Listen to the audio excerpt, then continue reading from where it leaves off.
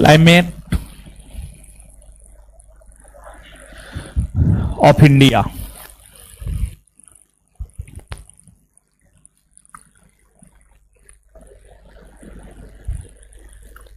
देखिए यहां से प्रश्न आया है परीक्षा में, अगर आप देखेंगे तो यहां से प्रश्न आया है और आगे भी आने की संभावना है। कंसेप्चुअल चैप्टर है, कंसेप्ट है इसमें, ठीक है, कंसेप्चुअल चैप्टर है, यहां पर थोड़ा कंसेप्ट है, तो ध्यान से चीजों को समझिएगा। और इस चैप्टर से जो प्रश्न आते हैं काफी आसान प्रश्न आते हैं। थोड़ा सा इस चैप्टर के कंसेप्ट को समझ लीजिएगा तो इस चैप्टर से आने वाले प्रश्न को आप आसानी से बना लेंगे।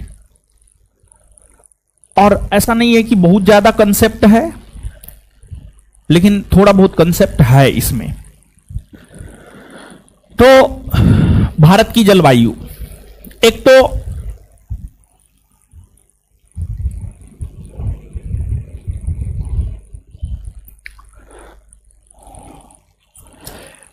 एक प्रश्न तो सीधा सीधा पूछा जाता है ये कि भारत की जलवायु कैसी है, ठीक है, एक तो सीधा सीधा प्रश्न पूछा जाता है भारत की जलवायु कैसी है।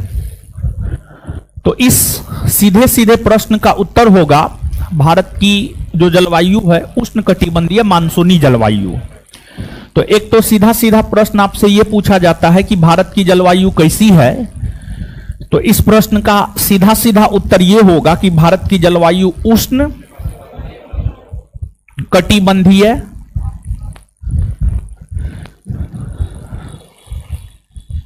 मानसूनी।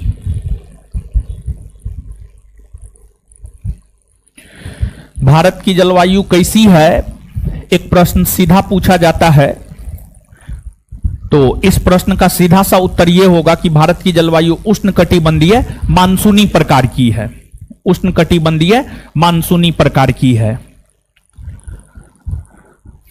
अब किस आधार पर कह सकते हैं कि भारत की जलवायु उष्णकटिबंधीय है और उष्णकटिबंधीय में भी मानसूनी प्रकार की जलवायु है, यह बात हम लोग किस आधार पर कह सकते हैं? देखिए यहां पर बार बार एक शब्द का प्रयोग हो रहा है, वो शब्द है आपको जलवायु। जलवायु, तो जलवायु का मतलब क्या होता है, जलवायु का मतलब क्या होता है, उसके बाद उष्णकटिबंधीय मानसूनी जलवायु कैसे है, इन दोनों बातों को हम लोग समझेंगे। तो सबसे पहली बात है जलवायु, यानी अंग्रेजी में क्लाइमेट। क्या है ये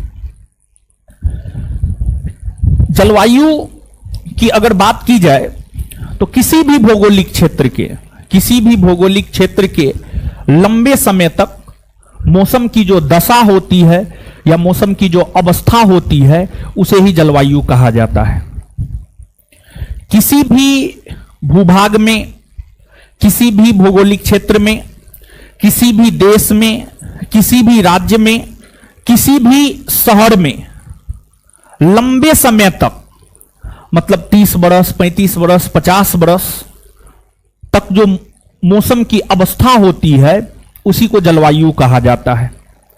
अब यहां पर एक टर्म आया है मौसम, तो मौसम का परिभाषा यह होता है और मौसम यह होता है कि किसी भी भौगोलिक क्षेत्र में एक दिन के लिए, चंद घंटा के लिए, चंद सप्ताह के लिए वायुमंडलीय दशा को मौसम कहा जाता है। वायुमंडलीय दशा को मौसम कहा जाता है।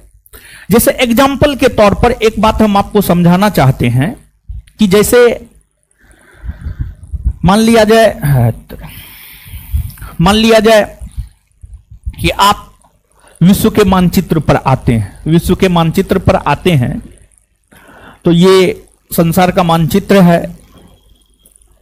आप सब लोग जानते हैं पूरे के पूरे संसार को 179 अक्षांश रेखा और 360 देशांतर रेखा में बांटा गया है।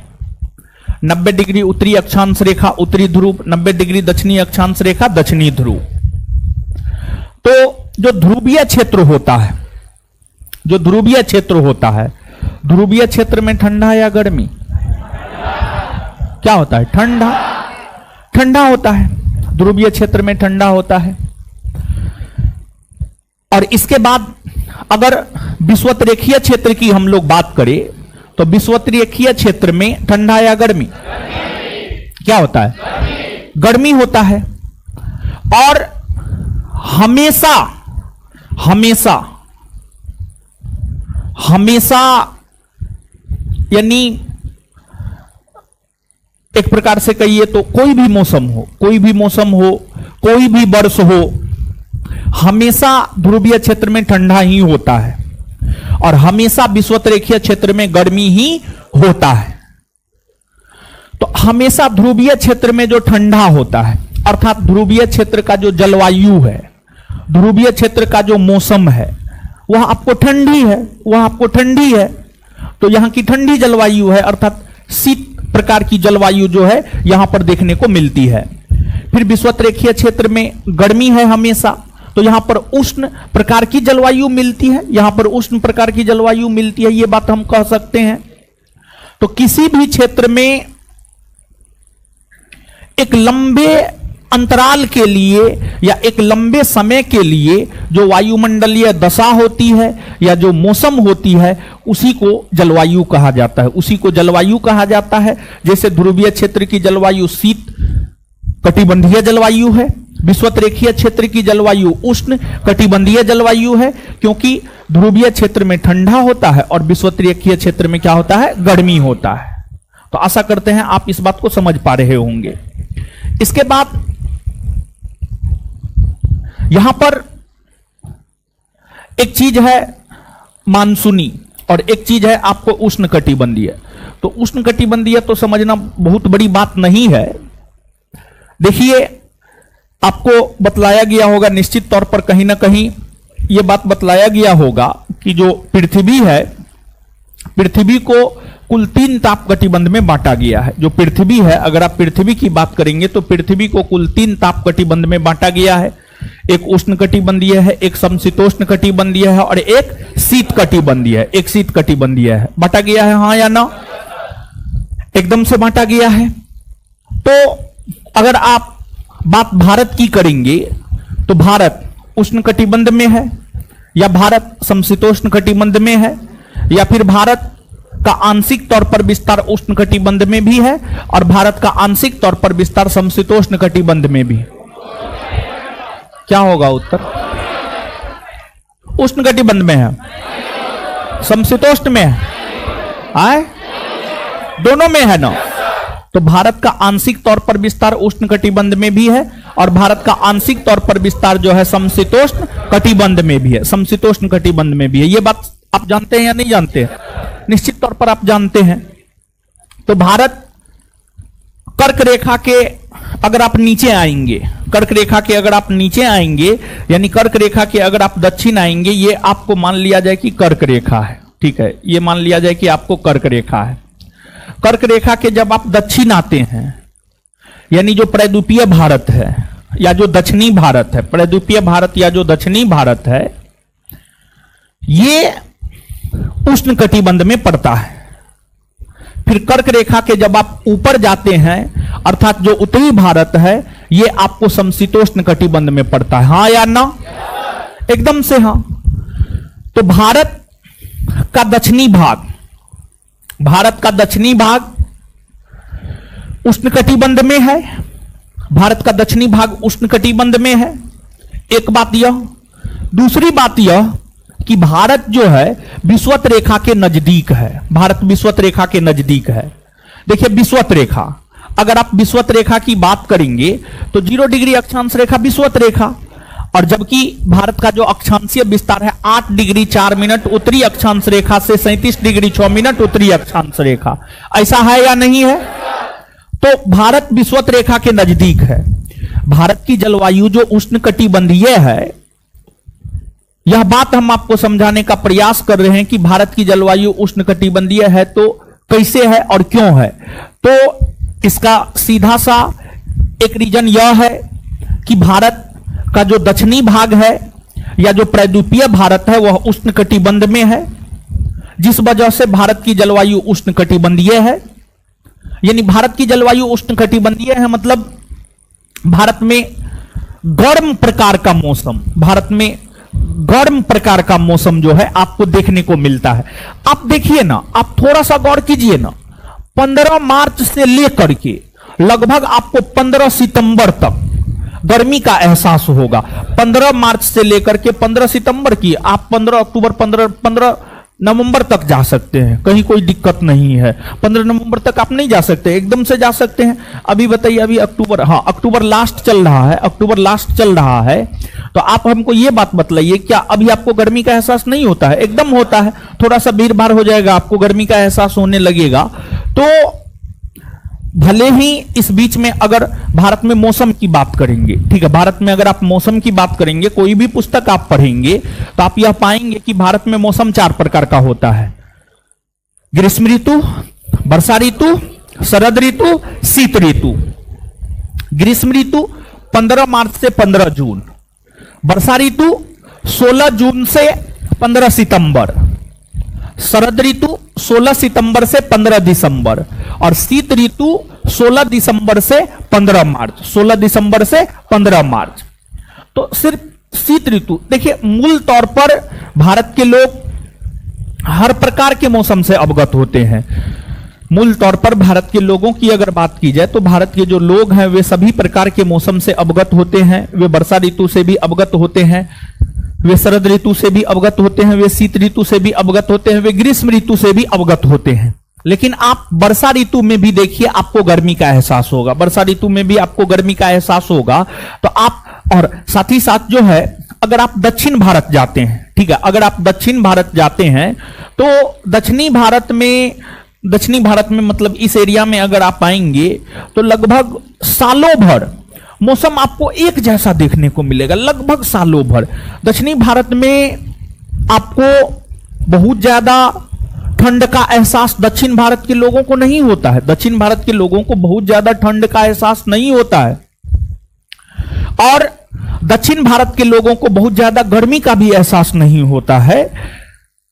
ठंड का एहसास तो इसलिए नहीं होता है क्योंकि दक्षिणी भारत जो है विषुवत रेखा के नजदीक है, और बहुत ज्यादा गर्मी का भी एहसास दक्षिण भारत के लोगों को इसलिए नहीं होता है क्योंकि दक्षिण भारत समुद्री तट पर है, समुद्री तट पर है। और अगर आप बात समुद्र की करेंगे तो जो समुद्र होता है वह देर से ठंडा होता है और साथ ही साथ देर से गर्म होता है। समुद्र देर से ठंडा होता है और देर से गर्म होता है।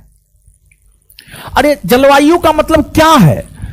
अगर अब भी आप नहीं समझ पा रहे हैं तो थोड़ा सा दिमाग में घुसने दीजिएगा। जलवायु का मतलब होता है मौसम की अवस्था, मौसम की दशा।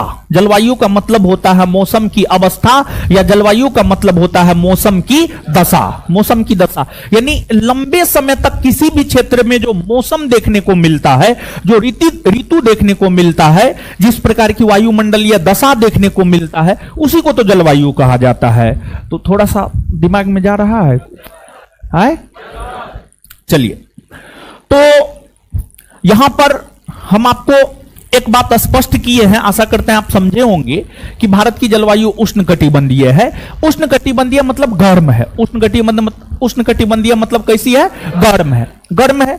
आप देखिए ना, एक वर्ष में 12 महीना होता है, आप लगभग 7 से 8 महीना गर्मी का एहसास करते हैं। आप मार्च से लेकर के लगभग अक्टूबर तक निश्चित तौर पर गर्मी का एहसास करते हैं। मार्च से लेकर के अक्टूबर तक, शुरुआती मार्च से ही आपको गर्मी लगना शुरू हो जाता है। तो आप जोड़ लीजिए, मार्च, अप्रैल, मई, जून, जुलाई, अगस्त, सितंबर, अक्टूबर, टोटल कितना महीना हो गया? 8 महीना हो गया। तो 12 महीना में 8 महीना आप गर्मी का एहसास करते हैं। तो स्वाभाविक सी बात है कि भारत में जो मौसम की दशा है, भारत में जो मौसम की अवस्था है, वह आपको उष्ण है यानी गर्म है। उष्ण है यानी कैसी है? गर्म है। तो ऐसा विषुवत रेखा के निकटता होने के कारण, विषुवत रेखा के नजदीक होने के कारण जो है ऐसा है। अब यहां पर दूसरा चीज है मानसूनी, उष्णकटिबंधीय मानसूनी जलवायु है। तो मानसूनी जलवायु किसे कहा जाता है, इस बात को आप समझिए। लेकिन उससे पहले आप इस बात को समझिए कि जो मानसून शब्द है, अगर मानसून शब्द की आप बात करेंगे तो जो मानसून शब्द है इसकी उत्पत्ति अरबी भाषा के मौसिम शब्द से हुआ है। अरबी भाषा के मौसिम शब्द से हुआ है। अरबी भाषा के मौसम शब्द से मानसून शब्द की उत्पत्ति हुई है और इसका अर्थ होता है ऋतु। इसका क्या अर्थ होता है आपको? ऋतु। इसका अर्थ आपको क्या होता है? ऋतु होता है। ठीक है, ऋतु होता है। अब मानसूनी जलवायु किसे कहा जाता है?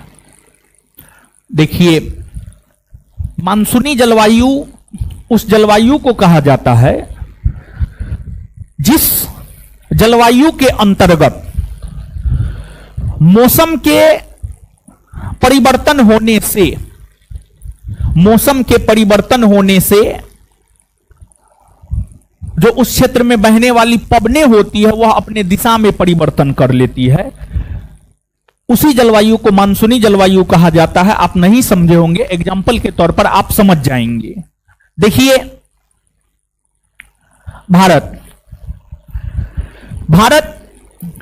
की अगर आप बात करेंगे तो भारत के दक्षिणी भाग में हिंद महासागर है। हिंद महासागर का ही एक पार्ट है बे ऑफ बंगाल, यानी बंगाल की खाड़ी है, और हिंद महासागर का ही एक पार्ट है आपको अरब सागर। हिंद महासागर का ही एक पार्ट क्या है आपको? अरब सागर। अरब सागर है। तो कुछ हवाएं बंगाल की खाड़ी से भारत में प्रवेश करती है, कुछ हवाएं अरब सागर से भारत में प्रवेश करती है। बंगाल की खाड़ी और अरब सागर से जो हवाएं, जो पवनें भारत में प्रवेश करती है, वह पवन अगर मान लिया जाए उत्तर की ओर बह रही है, जैसे मौसम परिवर्तित होता है वैसे वह पवन दक्षिण की ओर बहना शुरू कर देती है, दक्षिण की ओर बहना शुरू कर देती है।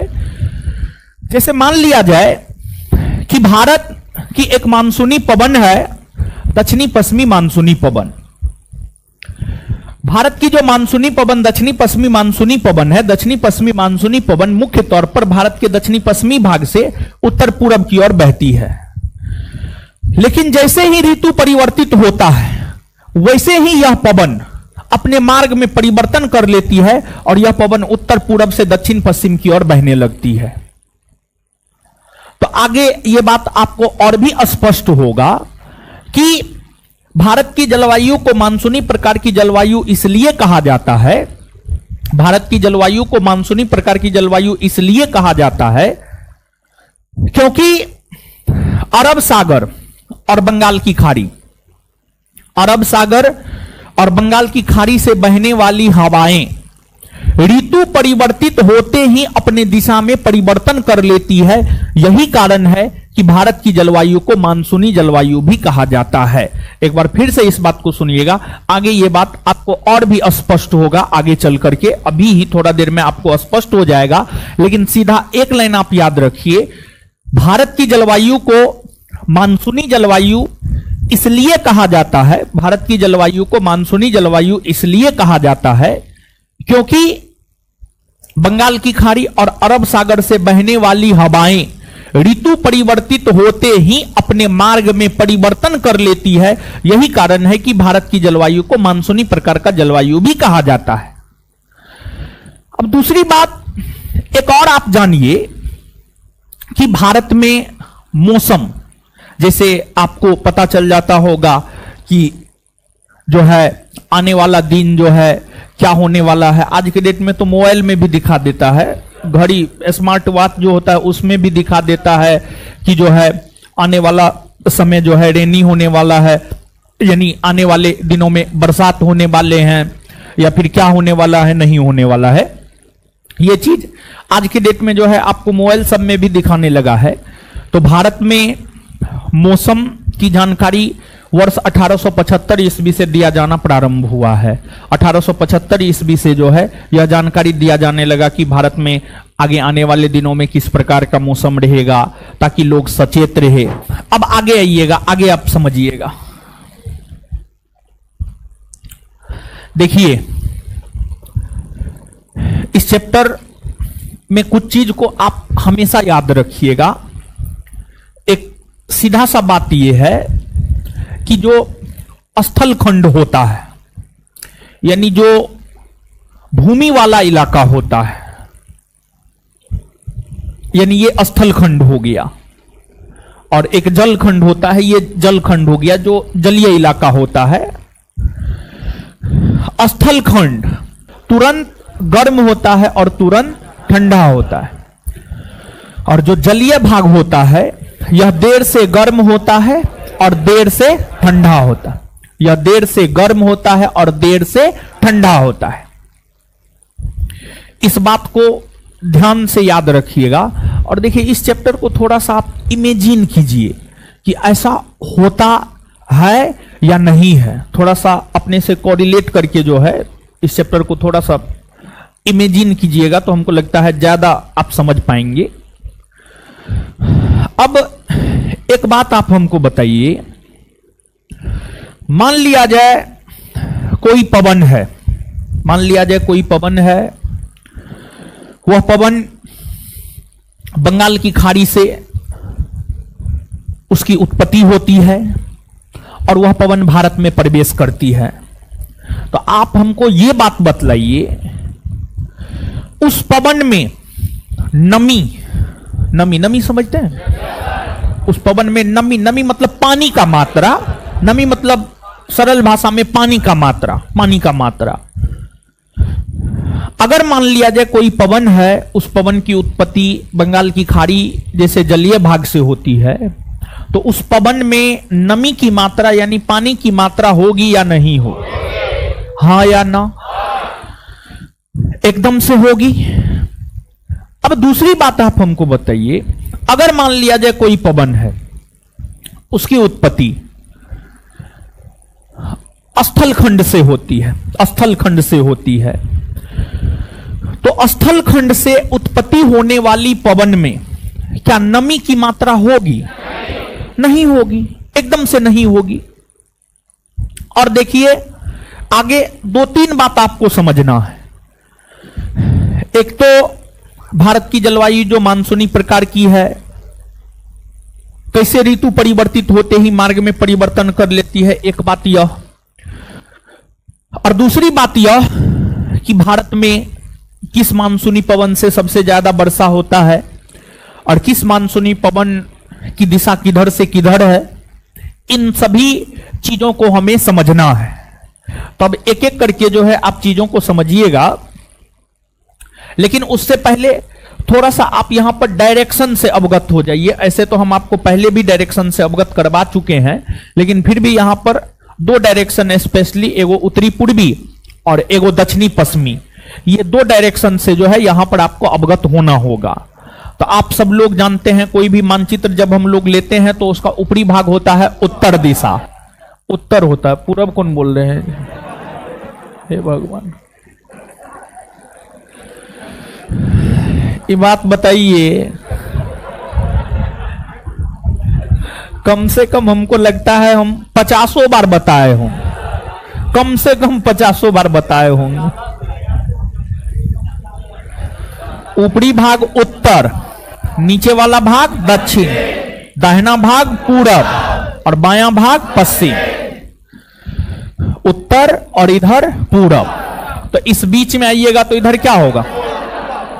उत्तर पूरब।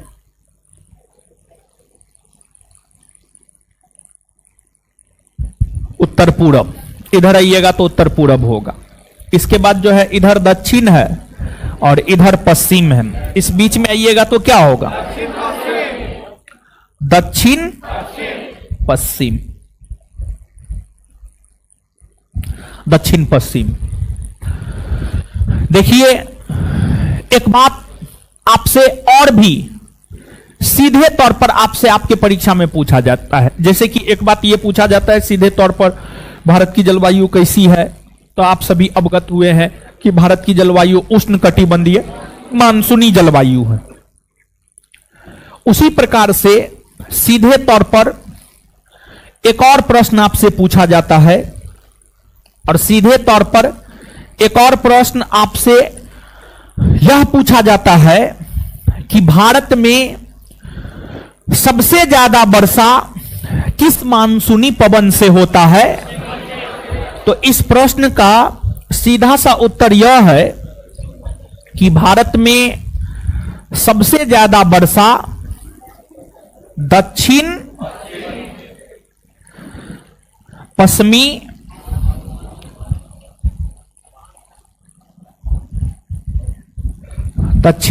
मानसूनी पवन से होता है। भारत में सबसे ज्यादा वर्षा दक्षिणी पश्चिमी मानसूनी पवन से होता है। भारत में सबसे ज्यादा वर्षा दक्षिणी पश्चिमी मानसूनी पवन से होता है। और लगभग किसी किताब में देखेंगे 73%, किसी किताब में देखेंगे 74%, और कोई किताब 80% के आसपास भी लिखता है। तो आप लगभग में ऑन अप्रोक्सीमेट यह मान करके चलेंगे कि दक्षिणी पश्चिमी मानसूनी पवन से भारत में लगभग 80% के आसपास वर्षा होता है। यहां पर देखिएगा, गौर कीजिएगा, एक शब्द का हमने प्रयोग किया है लगभग, समझ गए, लगभग शब्द का प्रयोग हमने आपके साथ किया है। तो भारत में 80% वर्षा दक्षिणी पश्चिमी मानसूनी पवन से ही होता है। और भारत के लगभग राज्य में, सभी राज्य कहना गलत हो जाएगा, लेकिन भारत के लगभग मैक्सिमम राज्य की अगर आप बात करेंगे तो भारत के मैक्सिमम राज्य में जो वर्षा होता है इसी मानसूनी पवन से होता है। दक्षिणी पश्चिमी मानसूनी पवन से ही भारत के लगभग सभी राज्यों में वर्षा होता है। जैसे उत्तर प्रदेश हो गए, अपना बिहार हो गया, अपना बिहार को भी अगर आप देखेंगे तो अपने बिहार में भी जो वर्षा होता है वह दक्षिणी पश्चिमी मानसूनी पवन से ही होता है। अब देखिएगा, भारत का यह मानचित्र है। आप डायरेक्शन से अवगत हो गए हैं, हमने आपको डायरेक्शन से अवगत करवाया। और यहां पर विशेष तौर पर 2 डायरेक्शन से ही अवगत होना था, तो 2 डायरेक्शन से हमने आपको अवगत करवाया। इधर वाला भाग उत्तर पूरब है और इधर वाला भाग है आपको दक्षिण पश्चिम। देखिए, जब आप भारत के दक्षिणी भाग में आएंगे तो आपको इंडियन ओशन मिलेगा, अर्थात आपको हिंद महासागर मिलेगा। इंडियन ओशन मिलेगा अर्थात आपको हिंद महासागर मिलेगा। हिंद महासागर मिलेगा। हिंद महासागर की अगर आप बात करेंगे, हिंद महासागर जो कि एक आपको सागरीय इलाका है या जलीय इलाका है या महासागरीय इलाका है, जो भी कहना है आप कह सकते हैं, कोई दिक्कत नहीं है। इसी जलीय भाग से दक्षिणी पश्चिमी मानसूनी पवन की उत्पत्ति होती है। दक्षिणी पश्चिमी मानसूनी पवन की उत्पत्ति होती है। और इसी जलीय भाग से जो दक्षिणी पश्चिमी मानसूनी पवन की उत्पत्ति होती है, तो दक्षिणी पश्चिमी मानसूनी पवन की उत्पत्ति हिंद महासागर से होती है, या हिंद महासागर नामक जलीय भाग से दक्षिणी पश्चिमी मानसूनी पवन की उत्पत्ति होती है। तो जब जलीय भाग से दक्षिणी पश्चिमी मानसूनी पवन की उत्पत्ति होती है तो स्वाभाविक सी बात है कि हिंद महासागर से उत्पन्न होने वाली दक्षिणी पश्चिमी मानसूनी पवन में नमी की मात्रा होगी या नहीं होगी? निश्चित तौर पर होगी। निश्चित तौर पर होगी नमी की मात्रा, और होती है नमी की मात्रा। और भारत की जो आकृति है, प्रद्वीपीय भारत की जो आकृति है, आप देख सकते हैं कैसी आकृति है। हिंद महासागर में दक्षिणी पश्चिमी मानसूनी पवन की उत्पत्ति होती है। हिंद महासागर में दक्षिणी पश्चिमी मानसूनी पवन की उत्पत्ति होती है, और इस मानसूनी पवन की एक शाखा इस डायरेक्शन में बहती है और एक शाखा इस डायरेक्शन में बहती है।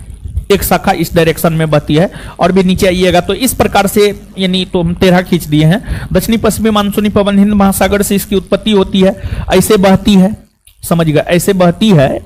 तो आप स्वयं इस बात को सोचिए कि एक दक्षिणी पश्चिमी मानसूनी पवन की कुछ शाखा बंगाल की खाड़ी से होकर बहती है और दक्षिणी पश्चिमी मानसूनी पवन की कुछ शाखा अरब सागर से होकर बहती है। अरब सागर से होकर बहती है।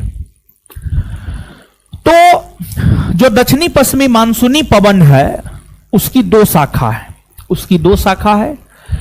एक है बंगाल की खाड़ी की शाखा और एक दूसरी है आपको अरब सागर की शाखा। एक है बंगाल की खाड़ी की शाखा और दूसरी है आपको अरब सागर की शाखा। इसमें देखिए ज्यादा महत्व है अरब सागर की शाखा का, ज्यादा महत्व है अरब सागर की शाखा का। अब ज्यादा महत्व अरब सागर की शाखा का क्यों है? ज्यादा महत्व अरब सागर की शाखा का क्यों है? अरे सीधा सा आप जानिए ना, क्लास में किस विद्यार्थी का ज्यादा महत्व है, क्लास में किस विद्यार्थी का हम ज्यादा नाम लेते हैं? जो अच्छे होते हैं, जो पढ़ने में टॉपर होते हैं, उन सभी का नाम हम लेते हैं। तो जो बेहतर है, जिसकी प्रोडक्टिविटी ज्यादा है, जो टेस्ट में टॉप करते हैं, उन सभी का नाम जो है हम आपके साथ साझा करते हैं कि फलना विद्यार्थी अच्छा था। तो अरब सागर की शाखा का ज्यादा महत्व इसलिए है क्योंकि ज्यादा वर्षा दक्षिणी पश्चिमी मानसूनी पवन की भी जो दो शाखा है, अरब सागर की शाखा और बंगाल की खाड़ी की शाखा, उसमें भी जो ज्यादा वर्षा होता है वो अरब सागर की शाखा से होता है। अर्थात अरब सागर की शाखा का प्रोडक्टिविटी ज्यादा होता है, इसलिए अरब सागर की शाखा का ज्यादा महत्व है।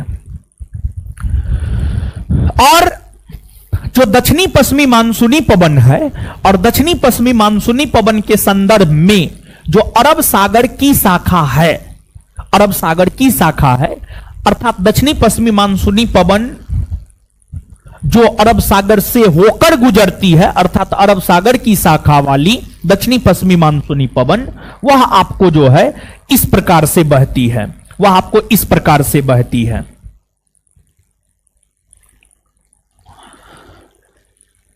इसको मिटा देते हैं, ठीक है, ज्यादा बेटर होगा। इधर तो आप जानते ही, अभी तुरंत बताए हैं, उत्तर पूरब है और इधर है आपको दक्षिण पश्चिम, दक्षिण पश्चिम। तो जो दक्षिणी पश्चिमी मानसूनी पवन की जो अरब सागर की शाखा है, दक्षिणी पश्चिमी मानसूनी पवन की जो अरब सागर की शाखा है, यह बहती है इस प्रकार से।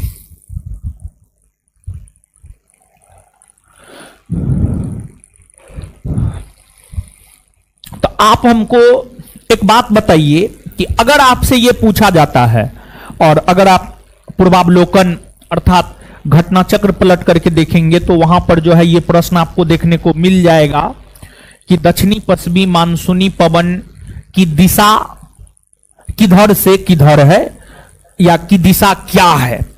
तो दक्षिणी पश्चिमी मानसूनी पवन की, और देखिए एक बात हमने आपको स्पष्ट किया है, दक्षिणी पश्चिमी मानसूनी पवन की दो शाखा, एक बंगाल की खाड़ी, एक अरब सागर, लेकिन ज्यादा महत्व अरब सागर की शाखा का है क्योंकि सबसे ज्यादा वर्षा होता है अरब सागर की शाखा से। अगर कुछ भी स्पष्ट नहीं कर रहा है, दक्षिणी पश्चिमी मानसूनी पवन के संदर्भ में यह स्पष्ट नहीं कर रहा है कि बंगाल की खाड़ी की शाखा के संदर्भ में प्रश्न पूछ रहा है या अरब सागर की शाखा के संदर्भ में प्रश्न पूछ रहा है, तो आपको यह मान करके चलना है कि आपको अरब सागर की शाखा के संदर्भ में प्रश्न पूछ रहा है क्योंकि ज्यादा महत्व उसी का है, क्योंकि ज्यादा वर्षा जो होता है उसी से होता है, ज्यादा वर्षा अरब सागर की शाखा से ही होता है। कुछ समझ पाए हैं आप? तो इसकी जो दिशा होती है, तो अगर आपसे पूछा जाए कि दक्षिणी पश्चिमी मानसूनी पवन की दिशा है, तो आप सीधे तौर पर कहिएगा दक्षिणी पश्चिमी मानसूनी पवन की दिशा है दक्षिण पश्चिम से उत्तर पूरब की ओर, दक्षिण पश्चिम से उत्तर पूरब की ओर। कहेंगे या नहीं कहेंगे? निश्चित तौर पर कहेंगे। और दूसरी बात देखिए, ये जो पवन होती है, ये जो पवन होती है, मतलब आपको जो दक्षिणी पश्चिमी मानसूनी पवन होती है, जो दक्षिणी पश्चिमी मानसूनी पवन होती है,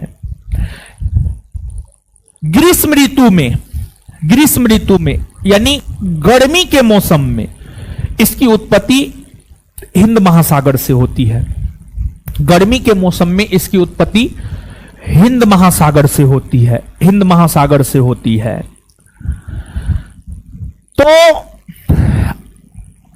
गर्मी के मौसम में इसकी उत्पत्ति होती है, दक्षिणी पश्चिमी मानसूनी पवन की उत्पत्ति होती है, जिस वजह से दक्षिणी पश्चिमी मानसूनी पवन को ग्रीष्मकालीन मानसूनी पवन भी कहा जाता है। इस वजह से दक्षिणी पश्चिमी मानसूनी पवन को ग्रीष्मकालीन मानसूनी पवन भी कहा जाता है।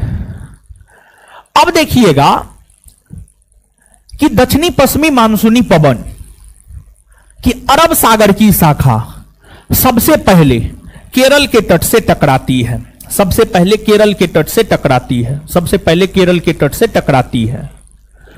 तो यहां पर एक प्रश्न यह बनता है कि भारत में सबसे पहले मानसून का आगमन किस राज्य में होता है?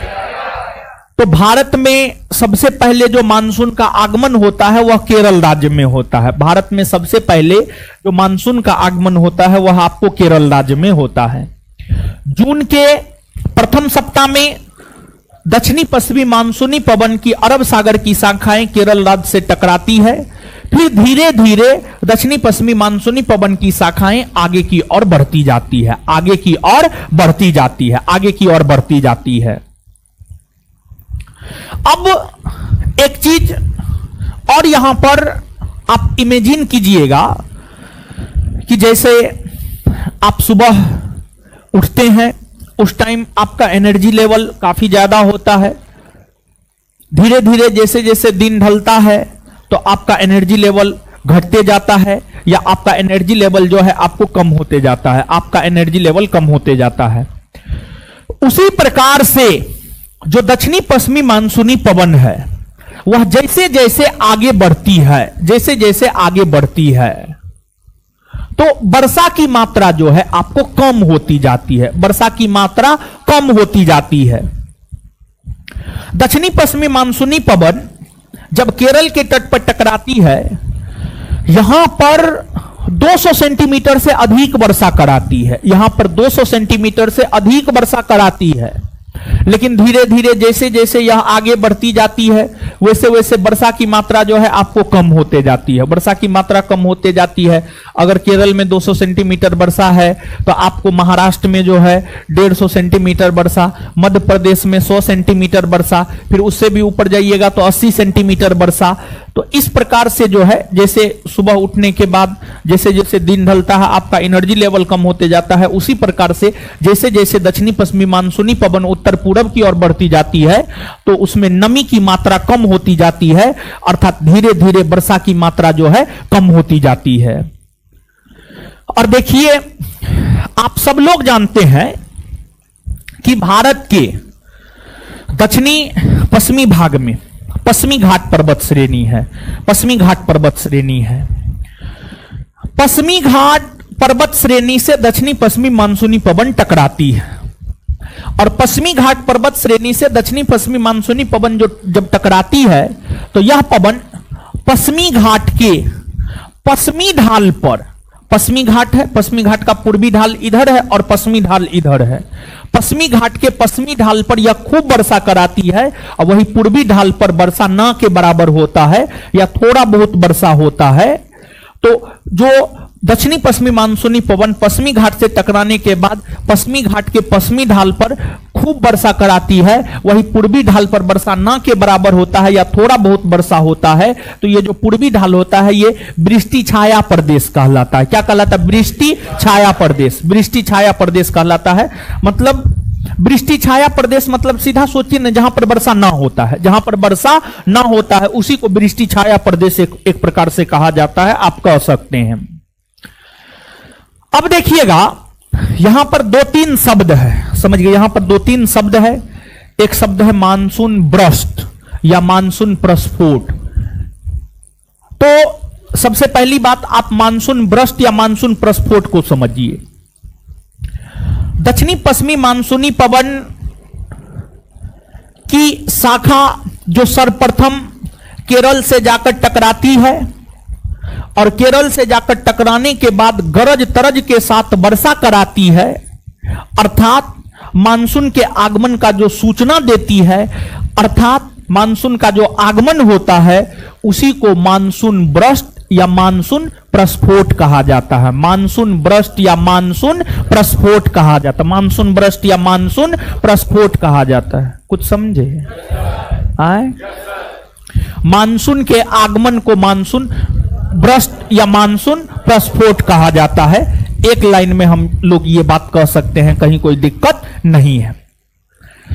अब देखिएगा कि दक्षिणी पश्चिमी मानसूनी पवन ग्रीष्म ऋतु में इसकी उत्पत्ति हुई।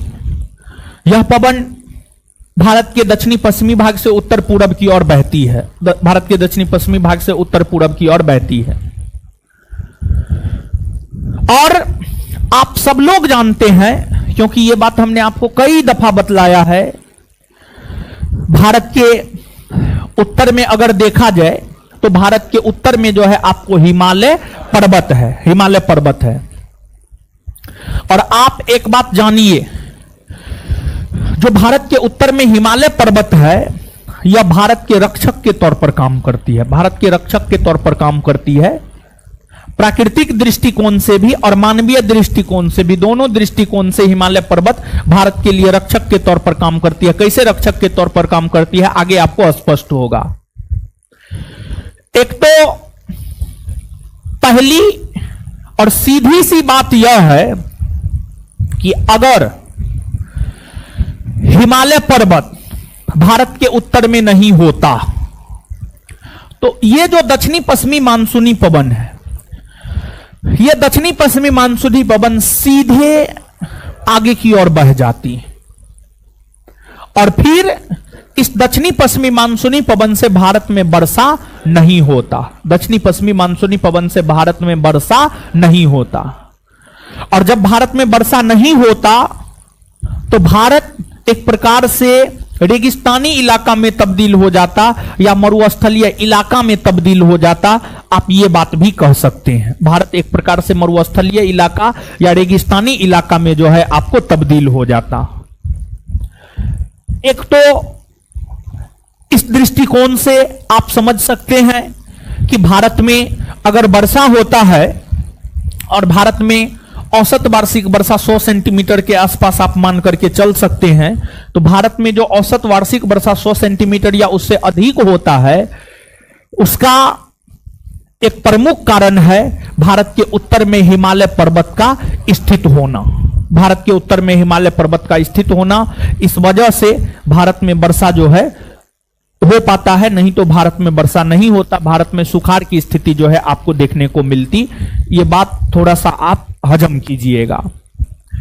इसके बाद अब अगली बात यह है कि ग्रीष्म ऋतु में दक्षिणी पश्चिमी मानसूनी पवन की उत्पत्ति होती है।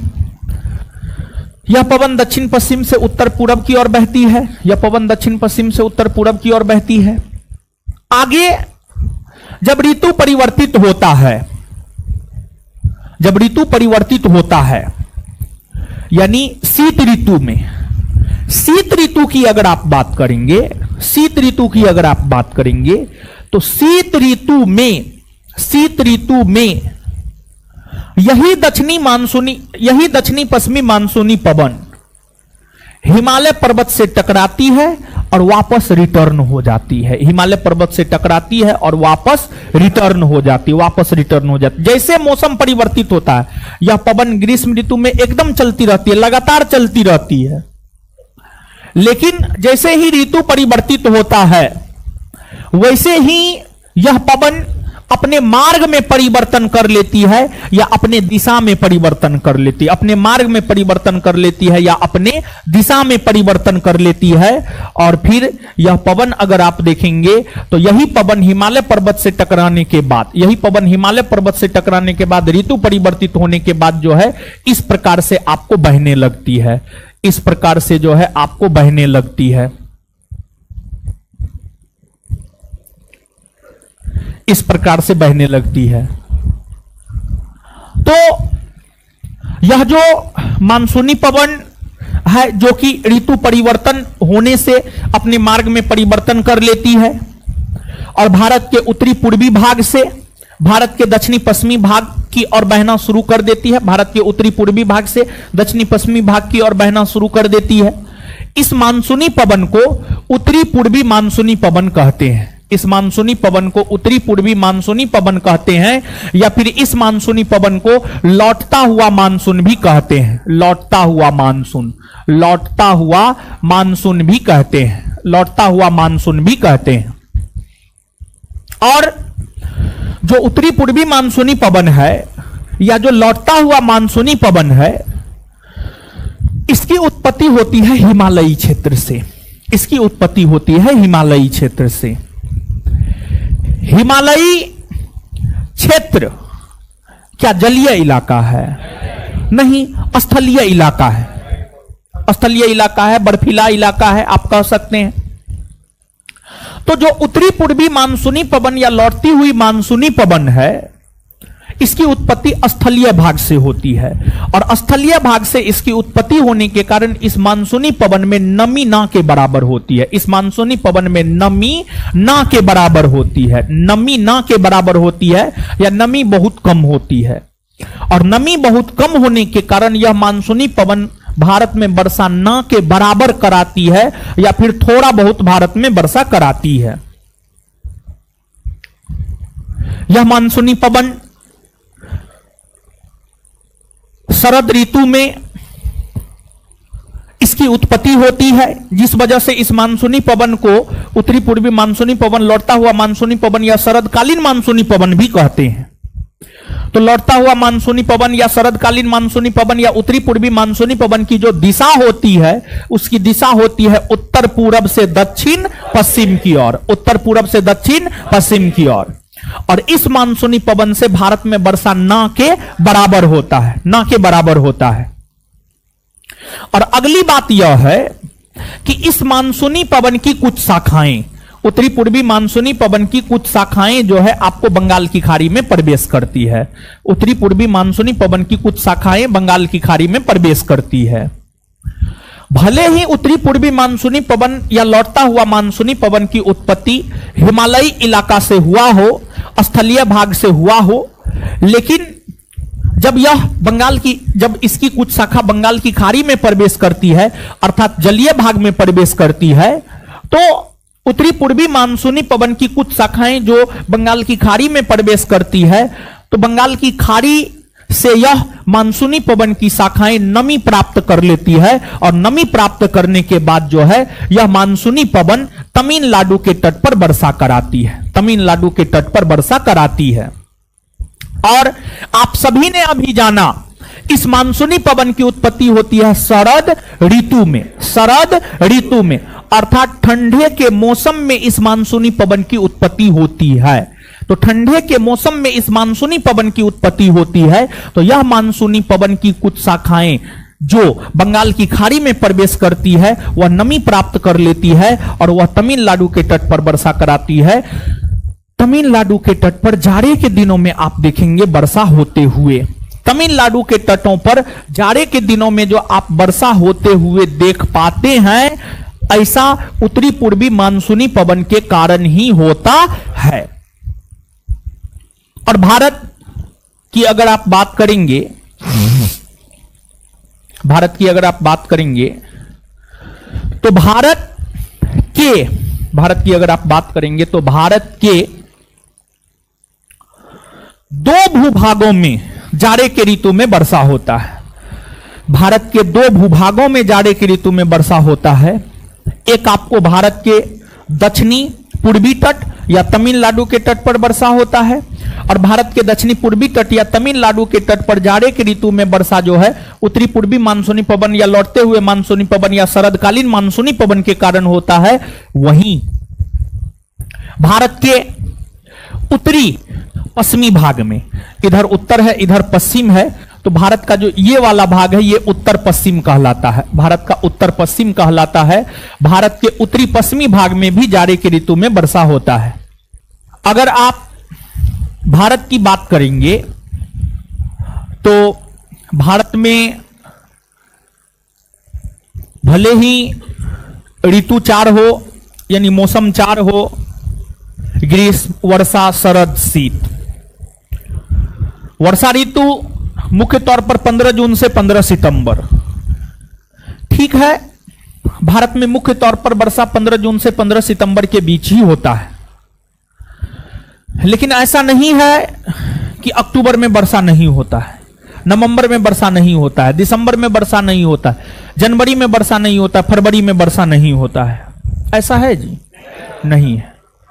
आप देखेंगे कि जनवरी में भी वर्षा होते हुए आप देखेंगे, मार्च में भी वर्षा होते हुए आप देखेंगे, या अक्टूबर नवंबर में भी आप वर्षा होते हुए देखेंगे। तो मुख्य तौर पर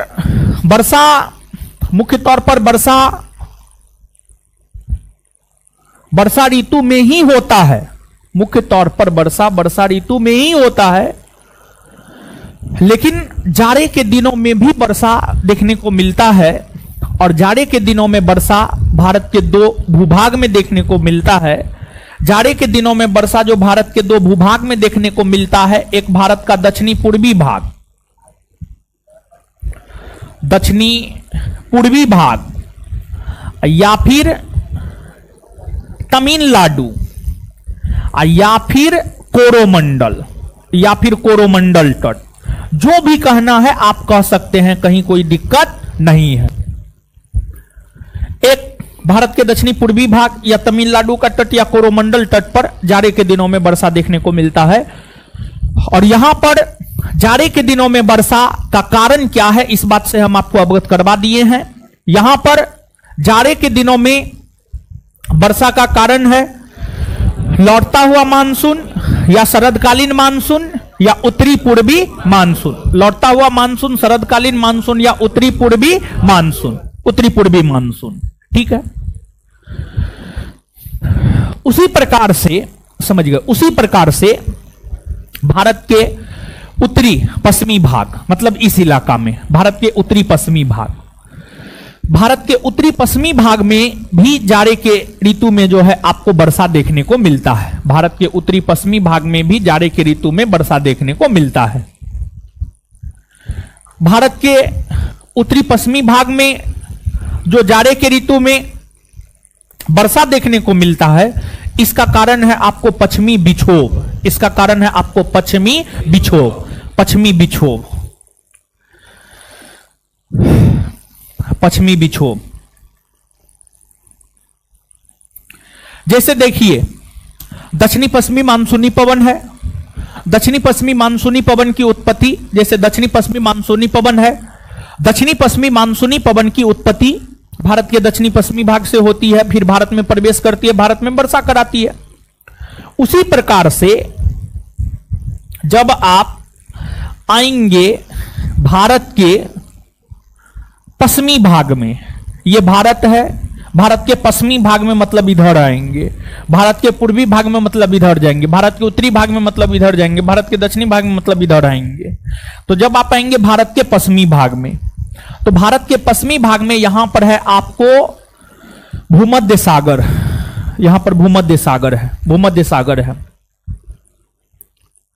भारत के पश्चिमी भाग में जो भूमध्य सागर है, जलीय इलाका है। इस भूमध्य सागर, भारत के पश्चिमी भाग में जो भूमध्य सागर है, अर्थात जो जलीय इलाका है, इस भूमध्य सागर से ही पश्चिमी विक्षोभ नामक एक मानसूनी पवन की उत्पत्ति होती है। पश्चिमी विक्षोभ नामक एक मानसूनी पवन की उत्पत्ति होती है। और यह पश्चिमी विक्षोभ नामक मानसूनी पवन अपने उत्पत्ति से पूरब की ओर बहती है, इस डायरेक्शन में बहती है। इधर जाइएगा, पूरब, इधर पश्चिम, इधर उत्तर, इधर दक्षिण, पूरब की ओर बहती है, पूरब की ओर बहती है। यह मानसूनी पवन पूरब की ओर बहती हुई काला सागर से नमी प्राप्त करती है, कैस्पियन सागर से नमी प्राप्त करती है, कैस्पियन सागर से नमी प्राप्त करती है। और देखिए, जो पश्चिमी विक्षोभ है, पश्चिमी विक्षोभ के कारण एशिया महादेश के पश्चिमी भाग में भी वर्षा होता है। पश्चिमी विक्षोभ के कारण एशिया महादेश के पश्चिमी भाग में वर्षा होता है। और पश्चिमी विक्षोभ के कारण ही, पश्चिमी विक्षोभ के कारण ही भारत के उत्तरी पश्चिमी भाग में, अर्थात इस एरिया में, भारत के उत्तरी पश्चिमी भाग में भी जो है आपको वर्षा होता है। भारत के उत्तरी पश्चिमी भाग में भी वर्षा होता है। और भारत के उत्तरी पश्चिमी भाग की अगर आप बात करेंगे तो जम्मू कश्मीर का इलाका हो गया, पंजाब हो गया, हरियाणा हो गया, दिल्ली हो गया, राजस्थान हो गया, ये तमाम राज्यों में वर्षा होता है। ये तमाम राज्यों में वर्षा होता है। और जाड़े के दिनों में वर्षा होता है। जाड़े के दिनों मतलब नवंबर दिसंबर का महीना, नवंबर दिसंबर का महीना, में वर्षा होता है। और आप याद कीजिए, आगे हम आपको बताएंगे, थोड़ा बहुत तो आप जानते भी होंगे कि जब आप भारत की कृषि को पढ़ेंगे तो आप यह जानेंगे कि भारत में फसल 3 प्रकार का होता है। ऋतु के आधार पर फसल 3 प्रकार का होता है, रबी, खरीफ, जायद। रबी फसल अक्टूबर नवंबर में बोया जाता है। रबी का मतलब गेहूं। गेहूं अक्टूबर नवंबर में बोया जाता है। गेहूं की बुआई अक्टूबर नवंबर में होती है। अब अभी आप देखेंगे गेहूं की बुआई जो है स्टार्ट होगा। गेहूं का बुआई जो है अब आपको स्टार्ट होगा। और गेहूं को भी पानी की आवश्यकता होती है। गेहूं को अप्रॉक्स 75 सेंटीमीटर के आसपास पानी की आवश्यकता होती है। 75 सेंटीमीटर के आसपास पानी की आवश्यकता होती है। आप पंजाब राज्य के विषय में जब आप पता करेंगे कि पंजाब राज्य में सबसे ज्यादा कौन फसल का उत्पादन होता है, तो आपको पता चलेगा कि पंजाब राज्य में गेहूं का उत्पादन होता है। पंजाब राज्य में गेहूं का उत्पादन होता है। तो जाड़े के मौसम में पश्चिमी विक्षोभ के कारण भारत के उत्तरी पश्चिमी भाग में पंजाब, हरियाणा, दिल्ली, राजस्थान, जम्मू कश्मीर के इलाका में वर्षा होता है। और यह जो वर्षा होता है यह गेहूं के फसल के लिए लाभदायक होता है। गेहूं के फसल के लिए लाभदायक होता है, अर्थात हम यह कह सकते हैं कि यह रबी फसल के लिए लाभदायक होता है। यह जो है आपको रबी फसल के लिए लाभदायक होता है, क्योंकि गेहूं जो होता है आपको एक प्रकार का रबी फसल होता है। गेहूं एक प्रकार का क्या होता है? रबी फसल होता है। इसके बाद जम्मू कश्मीर में जाड़े के मौसम में जो हिमपात होता है, मतलब बर्फ के रूप में जो वर्षा होता है, बर्फ के रूप में जो वर्षा होता है, बर्फ के रूप में जो वर्षा होता है, वह भी आपको पश्चिमी विक्षोभ के कारण ही होता है। और इस वर्षा को जो है राजस्थान में एक विशेष नाम से पुकारा जाता है, माबट नाम से जो है आपको पुकारा जाता है। समझ गए? याद रखिएगा। इसके बाद देखिएगा एक चीज और यहां पर आप समझिएगा कि 3 शब्द है। ठीक है, 3 शब्द है। आगे भी आपको बताएंगे और भी बहुत कुछ, लेकिन उससे पहले जो है 3 शब्द है। एक है आपको मानसून प्रस्फोट, जो आप पहले भी समझ चुके हैं।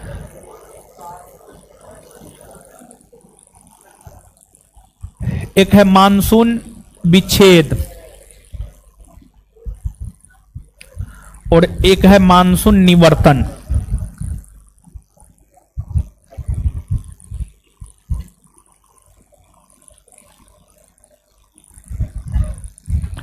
अंग्रेजी में मानसून बर्स्ट,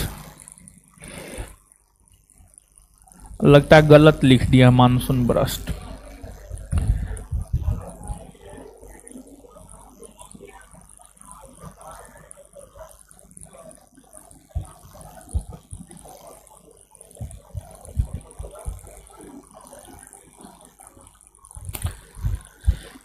अंग्रेजी में लिख दिए हैं, कभी काल जो है हिंदी नहीं देता है, अंग्रेजी ही दे देता है, इसलिए अंग्रेजी लिख दिए हम आपको। एक है मानसून बर्स्ट, मानसून प्रस्फोट अर्थात मानसून बर्स्ट। दूसरा है मानसून विच्छेद, गैप ऑफ मानसून। और तीसरा है आपको मानसून निवर्तन, रिट्रीटिंग ऑफ मानसून। एक एक लाइन में समझिए। ऐसे तो किताबी भाषा में समझने के लिए जाइएगा तो बहुत टफ हो जाएगा, लेकिन एक एक लाइन में और साधारण भाषा में आप समझिए कि मानसून प्रस्फोट, मानसून बर्स्ट, मानसून के आगमन को मानसून प्रस्फोट कहते हैं। दूसरा है होता है मानसून विच्छेद। देखिए एक बात बताइए कि वर्षा ऋतु 15 जून से 15 सितंबर, ठीक है, तो क्या 15 जून से वर्षा शुरू होता है और 15 सितंबर तक लगातार होता है? नहीं होता है। वर्षा होता है, फिर रुकता है, फिर होता है, फिर रुकता है, फिर होता है, फिर रुकता है। ऐसा होता है या नहीं होता है? तो वर्षा ऋतु काल में रुक रुक कर जो वर्षा होता है उसी को मानसून विच्छेद कहते हैं, अर्थात गैप ऑफ मानसून कहते हैं, अर्थात गैप ऑफ मानसून कहते हैं। आगे है आपको मानसून निवर्तन। आपने देखा है ग्रीष्म ऋतु में दक्षिणी पश्चिमी मानसूनी पवन की उत्पत्ति होती है। दक्षिणी पश्चिमी मानसूनी पवन दक्षिण पश्चिम से उत्तर पूर्व की ओर बहती है। जैसे ऋतु परिवर्तित होता है, शरद ऋतु में वही मानसूनी पवन उत्तर पूर्व से दक्षिण पश्चिम की ओर बहने लगती है, अर्थात मानसून का वापस रिटर्न हो जाता है, मानसून वापस रिटर्न हो जाती है। तो मानसून का जो लौटना होता है या मानसून का जो वापस लौटना होता है या जो लौटना होता है उसी को मानसून निवर्तन कहते हैं या अंग्रेजी में रिट्रीटिंग ऑफ मानसून कहते हैं। तो मानसून का आगमन, मानसून प्रस्फोट, वर्षा ऋतु में मानसून काल में रुक रुक कर वर्षा होना मानसून विच्छेद, और मानसून का वापस लौटना मानसून निवर्तन कहलाता है। क्या कहलाता है? मानसून निवर्तन। सरल भाषा में इसको आप याद रखिएगा। जैसे वृष्टि छाया प्रदेश के संदर्भ में प्रश्न पूछा गया है कि वृष्टि छाया प्रदेश क्या है, वृष्टि छाया प्रदेश क्या है, यह प्रश्न आपसे आपके परीक्षा में पूछा जा चुका है। आपके परीक्षा में पूछा या नहीं पूछा है, लेकिन किसी परीक्षा में पूछा। उसी प्रकार से ये तीनों शब्द का मूल, देखिए मूल कंसेप्ट जो है ना, मूल कंसेप्ट को समझ करके रखिए। बाद बाकी घुमा फिरा करके इधर उधर करके प्रश्न पूछेगा तो आप आराम से जवाब देने में सक्षम हो पाएंगे, लेकिन जो मूल बात है, जो मूल प्रश्न है, मूल चीज है, उसको जो है आप पकड़ करके रखिए। तो मूल इन तीनों में यही है। किताब पढ़िएगा तो आप एकदम नहीं समझिएगा, समझ गए। आशा करते हैं आप ये तीनों बात समझ गए होंगे, हाँ या ना? समझ गए हैं ना?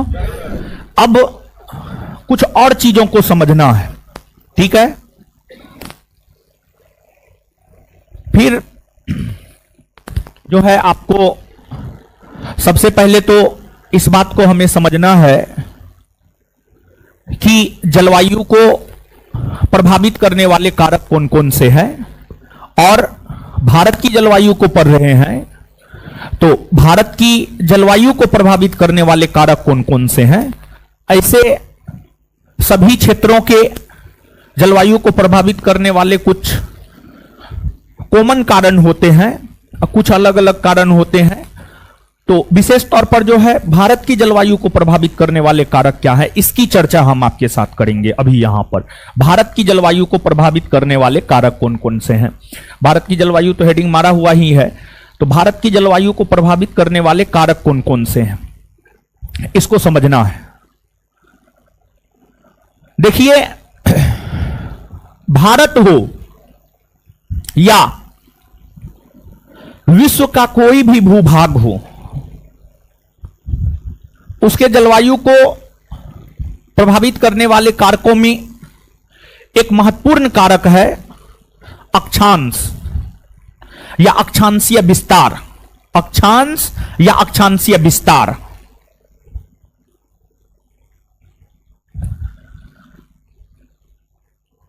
जो देश जितना निम्न अक्षांश पर देखने को मिलेगा उसकी जलवायु उतनी गर्म होगी। जो देश जितना उच्च अक्षांश पर देखने को मिलेगा उसकी जलवायु उतनी ठंडी होगी। निम्न अक्षांश मतलब 5 डिग्री 10 डिग्री, यानी 0 डिग्री के आसपास का अक्षांश, 0 डिग्री के आसपास का अक्षांश, 0 डिग्री अक्षांश के आसपास का अक्षांश, या यूं कहे विषुवत रेखा के आसपास का अक्षांश, विषुवत रेखा के आसपास का अक्षांश।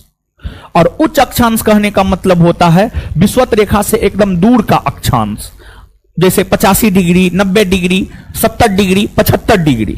ये बात है, समझ पा रहे हैं आप? उच्च अक्षांश और निम्न अक्षांश। तो भारत हो या विश्व का कोई भी देश हो, भारत हो या विश्व का कोई भी देश हो, उसके जलवायु को अक्षांश निश्चित तौर पर जो है आपको प्रभावित करती है। उसकी जलवायु को अक्षांश निश्चित तौर पर जो है आपको प्रभावित करती है। ये जो है आपको 0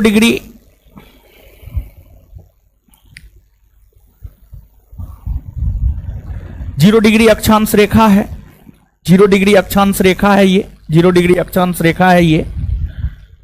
0 डिग्री के आसपास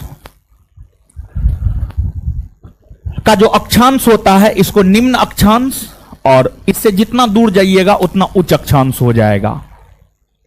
और यह जो 0 डिग्री है, आप सब लोग जानते हैं 0 डिग्री को हम लोग विषुवत रेखा भी कहते हैं, या भूमध्य रेखा भी कहते हैं, या इक्वेटर भी कहते हैं। कहते हैं या नहीं कहते? निश्चित तौर पर कहते हैं। और दूसरी बात यह है कि जो 0 डिग्री है या जो विषुवत रेखा है या जो भूमध्य रेखा है, इसके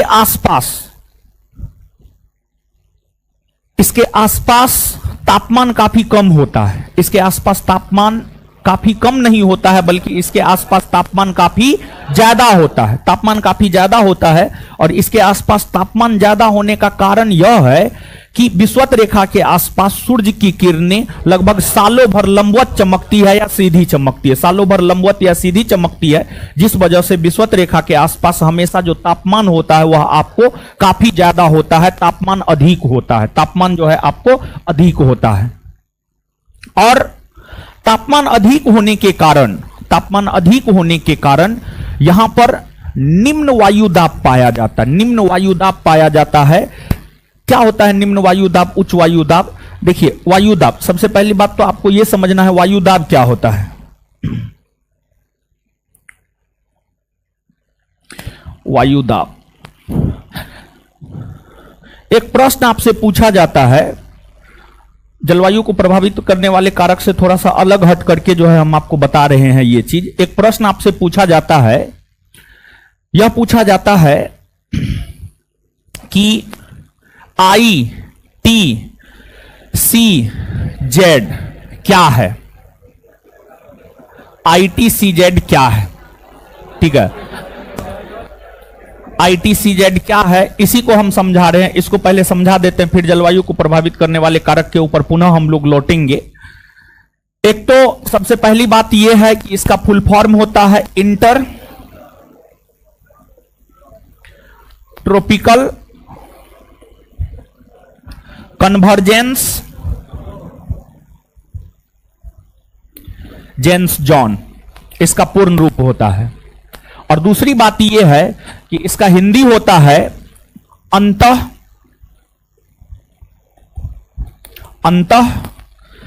उष्णकटिबंधीय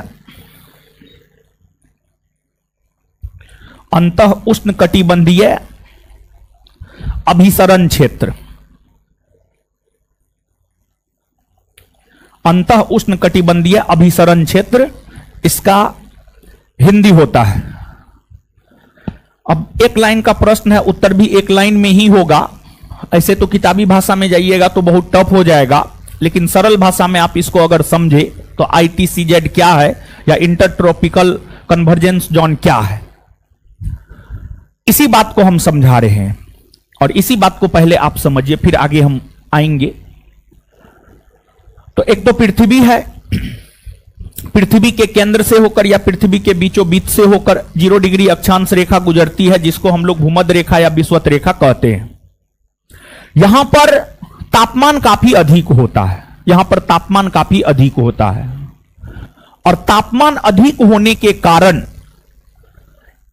विषुवत रेखीय क्षेत्र की जो वायु होती है वह आपको गर्म हो जाती है। विषुवत रेखीय क्षेत्र या 0 डिग्री अक्षांश के आसपास का जो वायु होता है वह गर्म हो जाता है। और जो गर्म वायु होती है, गर्म वायु आपको हल्की होती है। जब वायु गर्म होती है तो वह हल्की हो जाती है। तो गर्म वायु हल्की होने के कारण वह ऊपर उठ जाती है। गर्म वायु हल्की होने के कारण वह ऊपर उठ जाती है, जिस वजह से 0 डिग्री अक्षांश के आसपास या विषुवत रेखीय क्षेत्र में या भूमध्य रेखीय क्षेत्र में एक निम्न वायु दाब देखने को मिलता है, या निम्न वायु दाब वाला क्षेत्र यहां पर आपको देखने को मिलता है।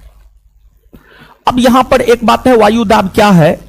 तो इसका परिभाषा यह है कि पृथ्वी के प्रति इकाई क्षेत्रफल पर पड़ने वाले वायु के भार को वायु दाब कहते हैं। पृथ्वी के प्रति इकाई क्षेत्रफल पर पड़ने वाले वायु के भार को वायु दाब कहते हैं।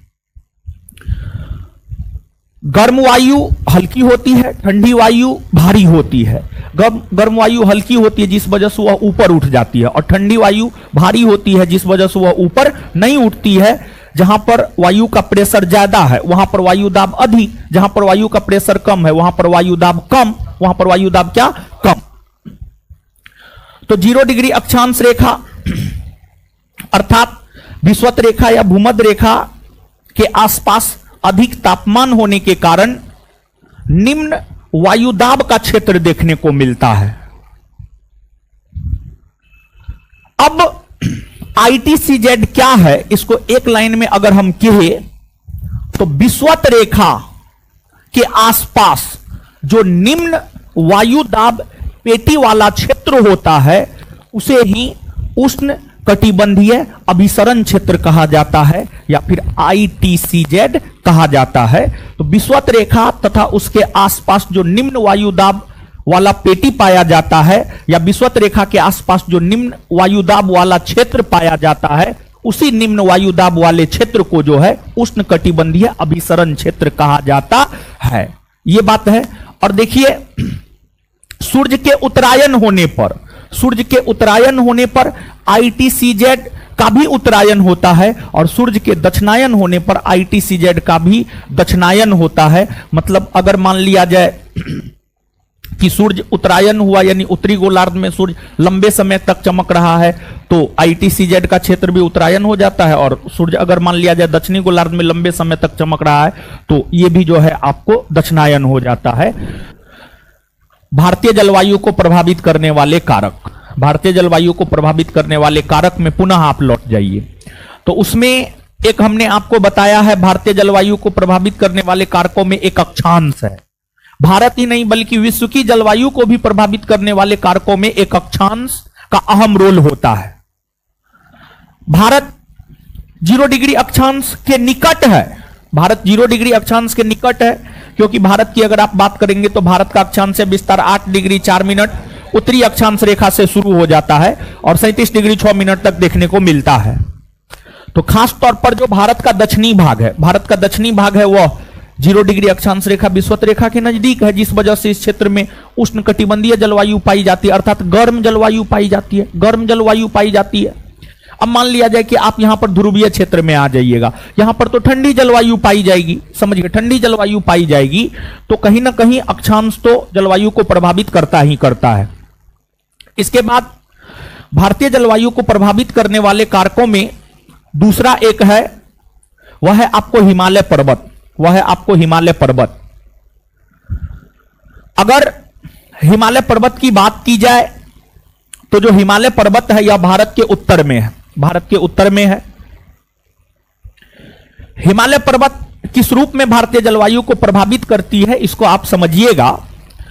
अगर हिमालय पर्वत नहीं होता तो दक्षिणी पश्चिमी मानसूनी पवन जिससे भारत में सबसे अधिक वर्षा होता है, वह मानसूनी पवन सीधे उत्तर की ओर खिसक जाता, जिस वजह से भारत में वर्षा नहीं हो पाता।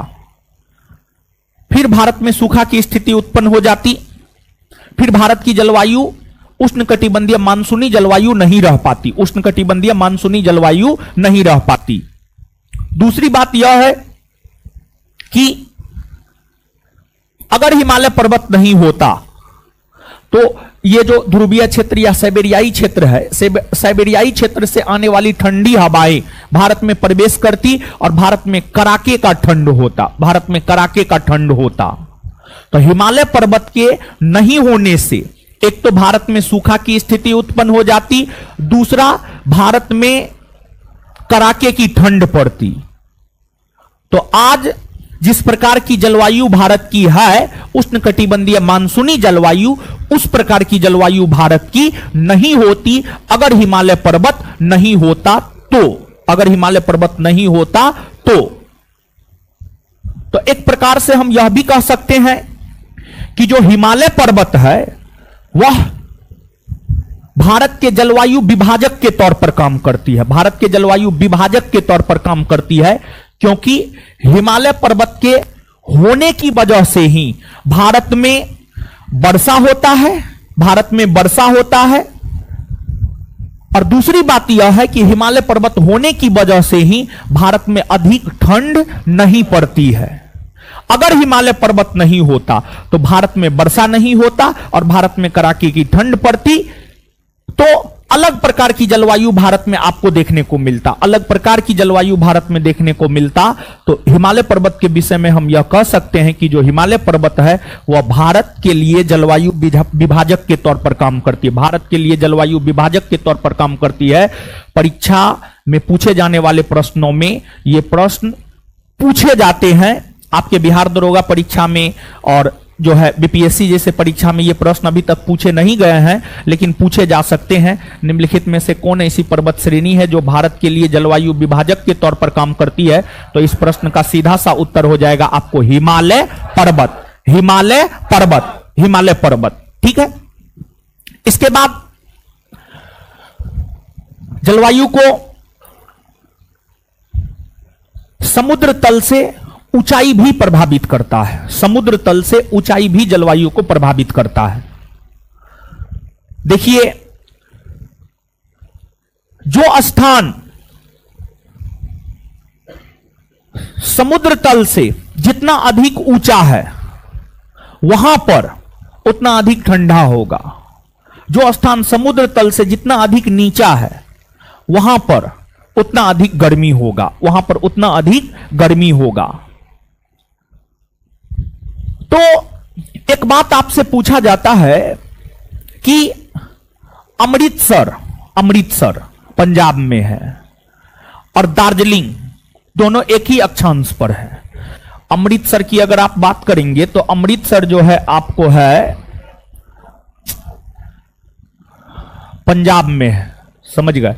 अमृतसर पंजाब में है और दार्जिलिंग की अगर आप बात करेंगे तो दार्जिलिंग जो है पश्चिम बंगाल में है, दार्जिलिंग पश्चिम बंगाल में है। मानचित्र पर अगर आप देखेंगे तो दोनों एक ही अक्षांश पर है, दोनों एक ही अक्षांश पर है, दोनों का अक्षांशीय विस्तार सेम है, लेकिन दार्जिलिंग में ठंड अधिक होता है और अमृतसर में ठंड कम होता है या गर्मी होता है, ठंड कम होता है या गर्मी होता है। जैसे ठंडा के मौसम में कैलकुलेट किया गया है, ठंड के मौसम में कैलकुलेट किया गया है कि अमृतसर में जब आपको 16 डिग्री टेम्परेचर होता है तो दार्जिलिंग में जो है आपको 4 डिग्री टेम्परेचर होता है, 4 डिग्री टेम्परेचर होता है। तो आखिरकार ऐसा क्यों होता है? समझ गए? आखिरकार ऐसा क्यों होता है? तो ऐसा होने का कारण है समुद्र तल से ऊंचाई, समुद्र तल से ऊंचाई। एक ही समय पर, एक ही समय पर, एक ही मौसम में, एक ही समय पर, एक ही मौसम में एक ही अक्षांश रेखा पर स्थित शहरों का तापमान अलग अलग होता है। ऐसा क्यों होता है? ऐसा समुद्र तल से ऊंचाई या किताबी भाषा में कहे तो तुंगता के कारण होता है। तुंगता, समझ गए? तुंगता, तुंगता के कारण होता है या समुद्र तल से ऊंचाई के कारण होता है। देखिए, होता क्या है कि जब आप धरातल से ऊंचाई पे जाइएगा, धरातल से ऊंचाई पर जाइएगा, जैसे जैसे आप ऊंचाई पे जाइएगा वैसे वैसे टेम्परेचर जो होता है कम होता जाता है, टेम्परेचर कम होता जाता है। और जैसे जैसे धरातल से आप नीचे जाइएगा तो टेम्परेचर बढ़ता जाता है, टेम्परेचर बढ़ता जाता है। धरातल से ऊंचाई पर जाने पर टेम्परेचर कम होता है और धरातल से नीचे जाने पर टेम्परेचर बढ़ता है। टेम्परेचर क्या होता है? बढ़ता है। तो धरातल से ऊंचाई पर जाइएगा तो टेम्परेचर कम होता है। तो जो दार्जिलिंग है, दार्जिलिंग एक पहाड़ी या पर्वतीय शहर है, पहाड़ी या पर्वतीय शहर है। तो दार्जिलिंग का ऊंचाई समुद्र तल से काफी अधिक है, समुद्र तल से काफी ऊंचे स्थान पर दार्जिलिंग नामक शहर बसा हुआ है। लेकिन अमृतसर जो है आपको मैदानी भाग में बसा हुआ शहर है, मैदानी भाग में बसा हुआ शहर है। यही कारण है कि दोनों के टेम्परेचर में, दोनों के जलवायु में या दोनों के मौसम में जो है आपको अंतर होता है। यह भी प्रश्न आपसे आपके परीक्षा में पूछा जा चुका है। हमको लगता है एनडीए, सीडीएस, छत्तीसगढ़ पीसीएस जैसे परीक्षा जो है इस प्रश्न को पूछा है और हमको लगता है बीपीएससी भी पूछा है। लेकिन आपके बिहार दरोगा परीक्षा की बात करेंगे तो बिहार दरोगा परीक्षा जो है यह प्रश्न आज तक आपसे नहीं पूछा है, समझ गए? तो इस बात को जो है आप याद रखिएगा। इसके बाद जो है समुद्र से दूरी भी कहीं ना कहीं जलवायु को प्रभावित करता है, समुद्र से दूरी भी जलवायु को प्रभावित करता है। क्योंकि जो शहर समुद्र के जितना नजदीक होता है वहां पर वर्षा उतना अधिक होता है, और जो शहर समुद्र के जितना दूर होता है वहां पर वर्षा उतना कम होता है। जैसे कलकत्ता समुद्र के नजदीक है, यहां पर 119 सेंटीमीटर वर्षा। पटना इससे दूर है, यहां पर 105 सेंटीमीटर वर्षा। प्रयागराज उससे भी दूर है, यहां पर 76 सेंटीमीटर वर्षा। दिल्ली उससे भी दूर है, यहां पर 56 सेंटीमीटर वर्षा। यहां पर 56 सेंटीमीटर वर्षा होता है। तो समुद्र से दूरी भी कहीं ना कहीं जलवायु को प्रभावित करता है। जो शहर या जो देश, जो राज्य, जो क्षेत्र समुद्र के जितना नजदीक होता है वहां पर वर्षा उतना अधिक होता है, और जो क्षेत्र समुद्र के जितना दूर होता है वहां पर वर्षा उतना कम होता है, वहां पर वर्षा उतना कम होता है। तो ये तमाम ऐसी चीजें हैं जो भारतीय जलवायु को प्रभावित करती है। इसके अलावे अगर आप देखेंगे तो भारतीय जलवायु को कुछ जलधाराएं भी प्रभावित करती है। जैसे एल नीनो जलधारा हो गया, एल नीनो जलधारा के बाद लानिनो जलधारा हो गया। ये सब ऐसी जलधाराएं हैं जो भारतीय जलवायु को प्रभावित करती है। अब यहां पर एक चीज को समझना है कि एल नीनो की धारा और लानिनो की धारा भारतीय जलवायु को प्रभावित कैसे करती है। एल नीनो की धारा और लानिनो की धारा भारतीय जलवायु को प्रभावित कैसे करती है, इस बात को समझना है।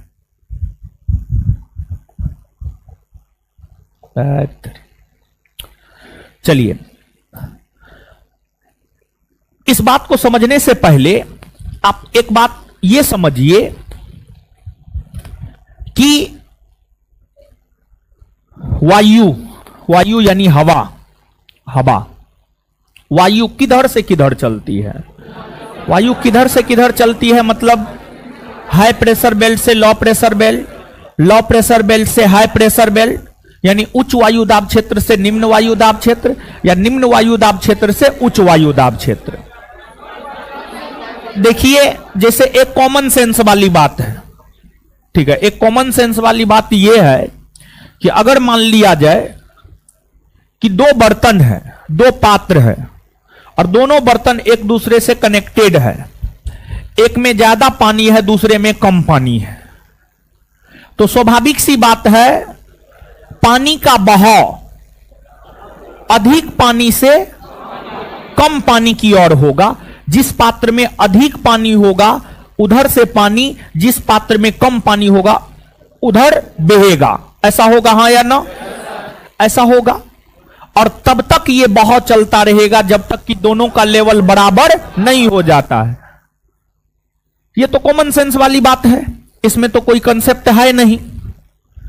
उसी प्रकार से जो पृथ्वी है, अगर आप पृथ्वी की बात करेंगे तो पृथ्वी पर हर जगह वायु दाब एक समान नहीं होता है।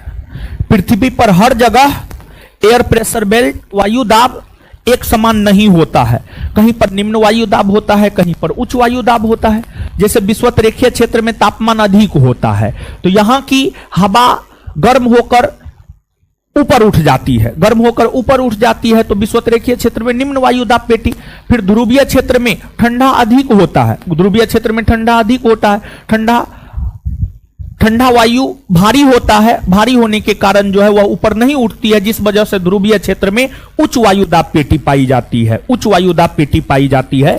तो अगर हवा की बात करेंगे, वायु की बात करेंगे तो वायु हमेशा उच्च वायु दाब पेटी से निम्न वायु दाब पेटी की ओर चलती है। वायु हमेशा उच्च वायु दाब पेटी से निम्न वायु दाब पेटी की ओर चलती है। इस बात को आप ध्यान से याद रखिएगा। आपसे पूछा जाता है वायु किधर से किधर चलती है, तो उच्च वायु दाब पेटी से निम्न वायु दाब पेटी की ओर वायु हमेशा चलती है। और देखिए, एल नीनो और लानिनो ये दोनों जलधारा है, समझिए, ये दोनों जलधारा है। एल नीनो गर्म जलधारा है और लानिनो ठंडी जलधारा है, लानिनो ठंडी जलधारा है। एक बात आप हमको बताइए, मान लिया जाए कोई पानी है, न्यूट्रल है वो, उसमें आप गर्म पानी मिलाइएगा तो पानी क्या हो जाएगा? गर्म हो जाएगा। अगर कोई पानी है न्यूट्रल है, उसमें आप ठंडा पानी मिलाइएगा तो पानी क्या हो जाएगा? ठंडा हो जाएगा। तो गर्म पानी अगर न्यूट्रल पानी में मिलता है तो वह गर्म कर देता है आगे वाले पानी को, और अगर मान लिया जाए कि ठंडा में मिलता है तो वह पानी को ठंडा कर देता है। अब मान लिया जाए कि पानी गर्म है, समझिए पानी गर्म है, तो गर्म पानी वाले क्षेत्र में निम्न वायुदाब पेटी देखने को मिलता है, निम्न वायुदाब पेटी देखने को मिलता है, और ठंडे पानी वाले क्षेत्र में जो है उच्च वायुदाब पेटी आपको देखने को मिलता है, उच्च वायुदाब पेटी देखने को मिलता है। अगर हम बात करें एल नीनो की, तो एल नीनो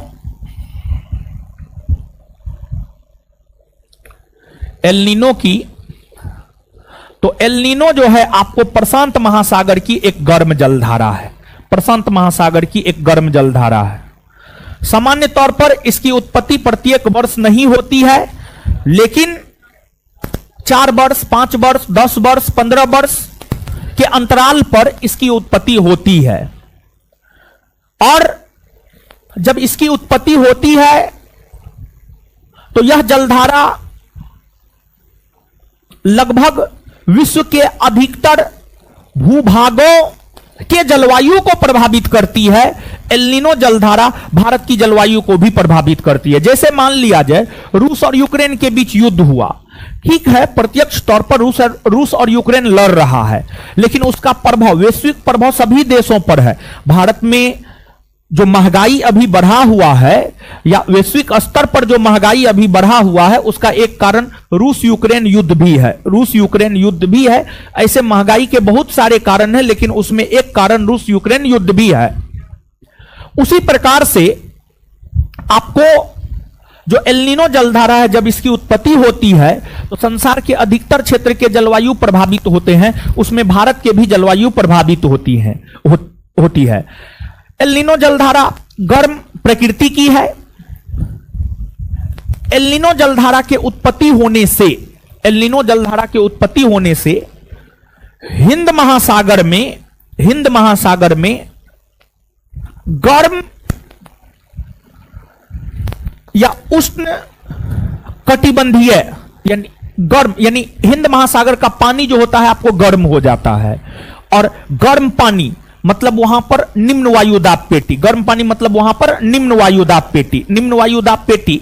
तो क्या हिंद महासागर से कोई हवा, हिंद महासागर से कोई हवा की उत्पत्ति होगी? नहीं होगी। इसलिए नहीं होगी, हिंद महासागर से भारत की ओर कोई हवा चलेगी? नहीं चलेगी, क्योंकि उस समय हिंद महासागर में निम्न वायुदाब पेटी होता है। और अगर हवा की अगर आप बात करेंगे तो हवा हमेशा उच्च वायुदाब पेटी से निम्न वायुदाब पेटी की ओर चलती है, उच्च वायुदाब पेटी से निम्न वायुदाब पेटी की ओर चलती है। तो एल नीनो नामक गर्म जलधारा के उत्पत्ति होने से भारत की जलवायु पर प्रभाव यह पड़ता है कि भारत में मानसून का आगमन थोड़ा देरी से होता है। जून के प्रथम सप्ताह में सामान्य तौर पर मानसून का आगमन होता है, लेकिन एल नीनो की अगर उत्पत्ति हो जाती है तो लगभग 15 दिन से 1 महीना, 15 दिन, सॉरी 10 से 15 दिन देरी से मानसून का आगमन भारत में होता है। और दूसरी बात यह है कि जब 10 से 15 दिन की देरी से मानसून का आगमन होता है तो वर्षा भी जो है आपको क्या होता है? कम होता है। और वर्षा कम होने के कारण जो है आपको सुखाड़ की स्थिति उत्पन्न हो जाती है, सुखाड़ की स्थिति उत्पन्न हो जाती है। तो जब भी एल नीनो की उत्पत्ति होती है, एल नीनो की उत्पत्ति होने से भारतीय जलवायु पर प्रभाव यह पड़ता है, मानसून का देरी से आगमन होता है और भारत में सुखाड़ की स्थिति उत्पन्न होती है। इसके बाद लानिनो, लानिनो की अगर हम बात करें तो यह भी प्रशांत महासागर में चलने वाली एक ठंडी जलधारा है, यह प्रशांत महासागर में चलने वाली एक ठंडी जलधारा है। लानिनो जलधारा के उत्पत्ति होने से आपको ठंडी, इस जलधारा की पानी ठंडी होती है, और ठंडी पानी मतलब वहां पर उच्च वायुदाब पेटी, उच्च वायुदाब पेटी होगा तो स्वाभाविक सी बात है हिंद महासागर का जल ठंडा हो जाएगा, वहां पर उच्च वायुदाब पेटी होगा, और फिर हवा जो है हिंद महासागर से भारत की ओर प्रवेश करेगा, और उसमें जो है आपको नमी की मात्रा भी अधिक होगी, और नमी की मात्रा अधिक होने के कारण वर्षा अधिक कराएगी, और वर्षा अधिक कराएगी मतलब बाढ़ की स्थिति उत्पन्न हो जाएगी, बाढ़ की स्थिति उत्पन्न हो जाएगी।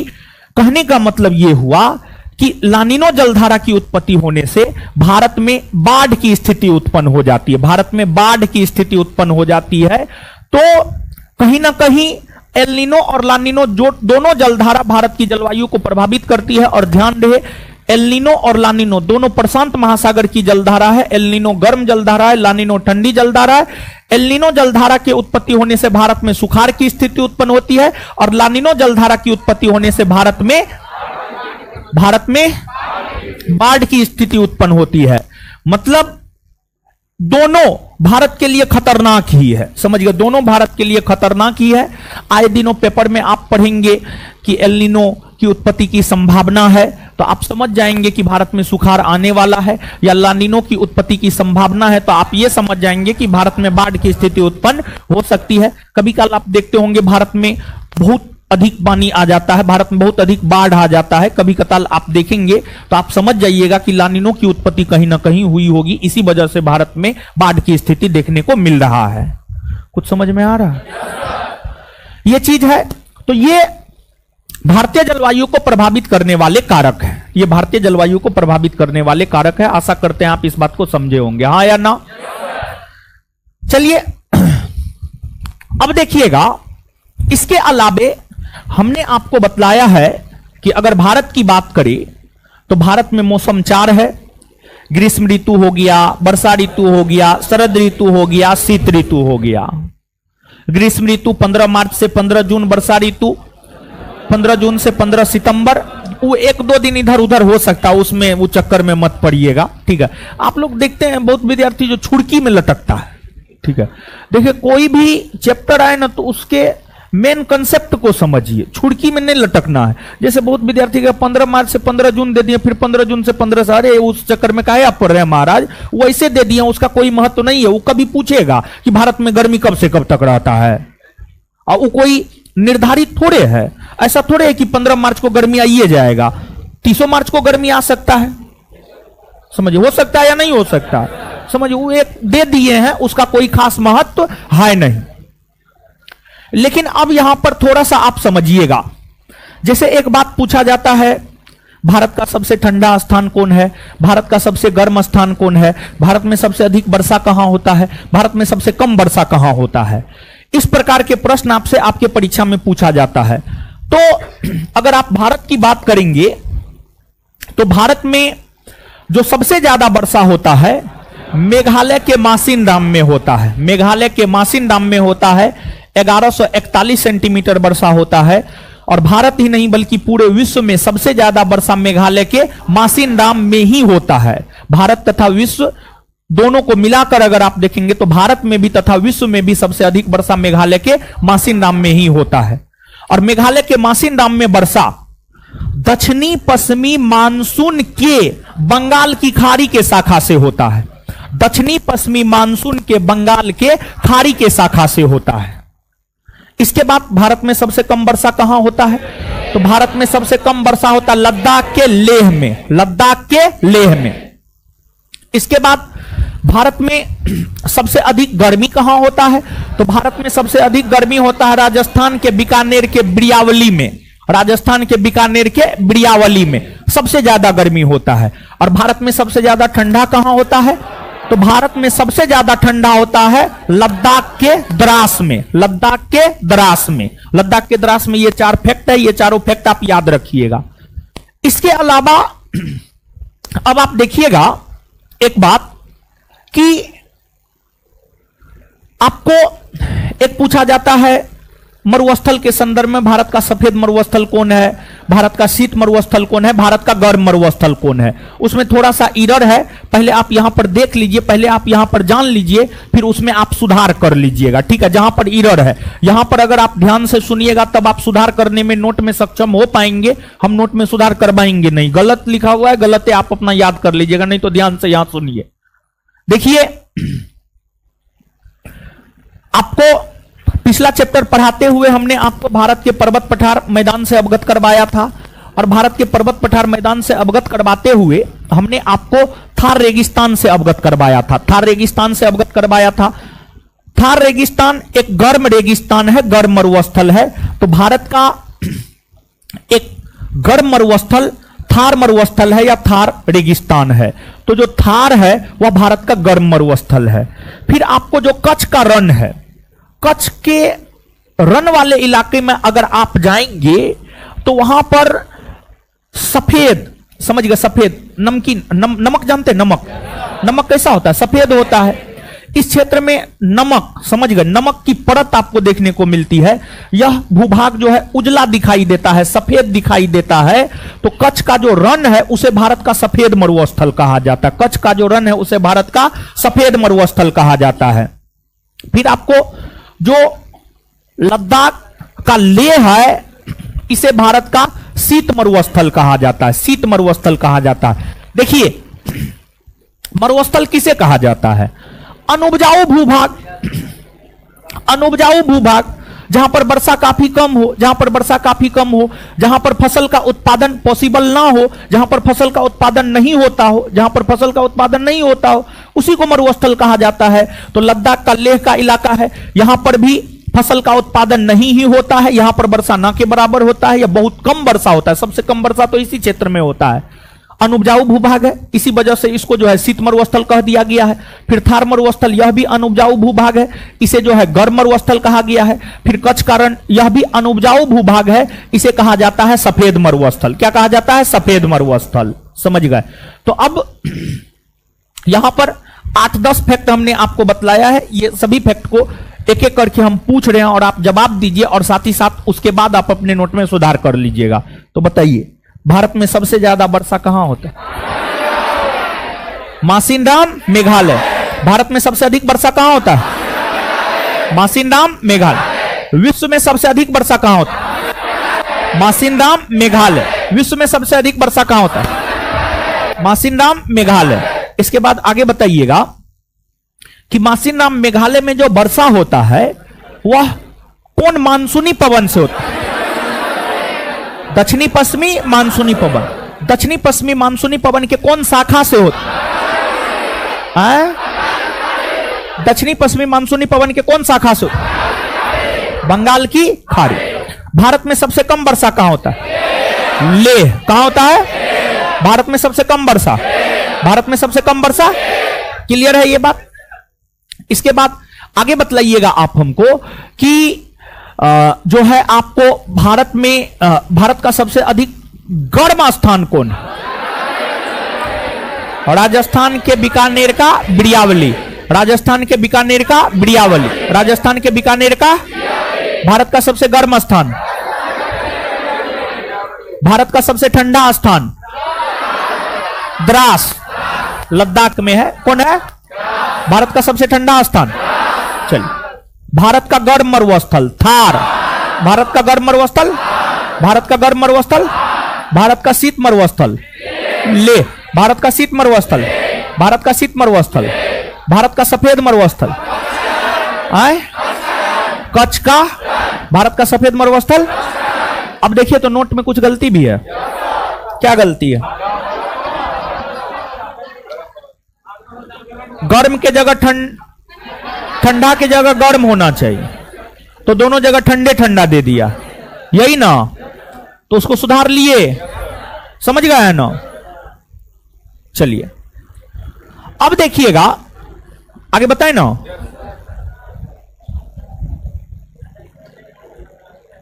अब देखिएगा कुछ चीज और है, कुछ चीज और यहां पर हम लोगों को समझना है।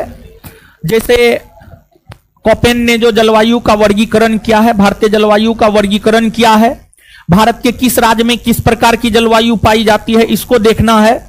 और आम्र वर्षा क्या है, लू क्या है, चेरी ब्लास्म क्या है, फूलों की बौछार क्या है, बोर्डो इचिला नार्वेस्टर, काल बैसाखी, ये सब क्या है, इसको थोड़ा सा आप समझिएगा। एक बात बताइए, आप मानव हैं, आपने बहुत चीज को जीवन में महसूस किया है, बहुत चीज को आपने फील किया है, बहुत चीज आपने देखा है, बहुत चीज आपने सुना है, समझा है। क्या है या नहीं है? है, निश्चित तौर पर है। तो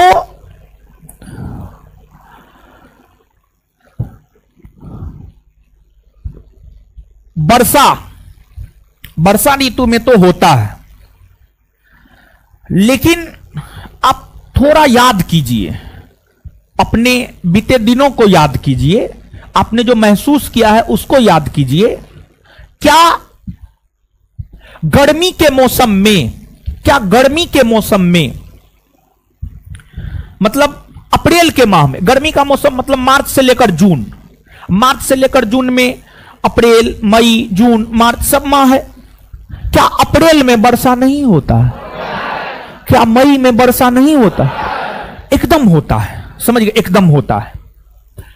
तो एक बात तो आपको स्पष्ट होना चाहिए कि वर्षा ऋतु में वर्षा होने से पहले, वर्षा ऋतु में वर्षा होने से पहले गर्मी के मौसम में भी वर्षा होता है, गर्मी के मौसम में भी वर्षा होता है।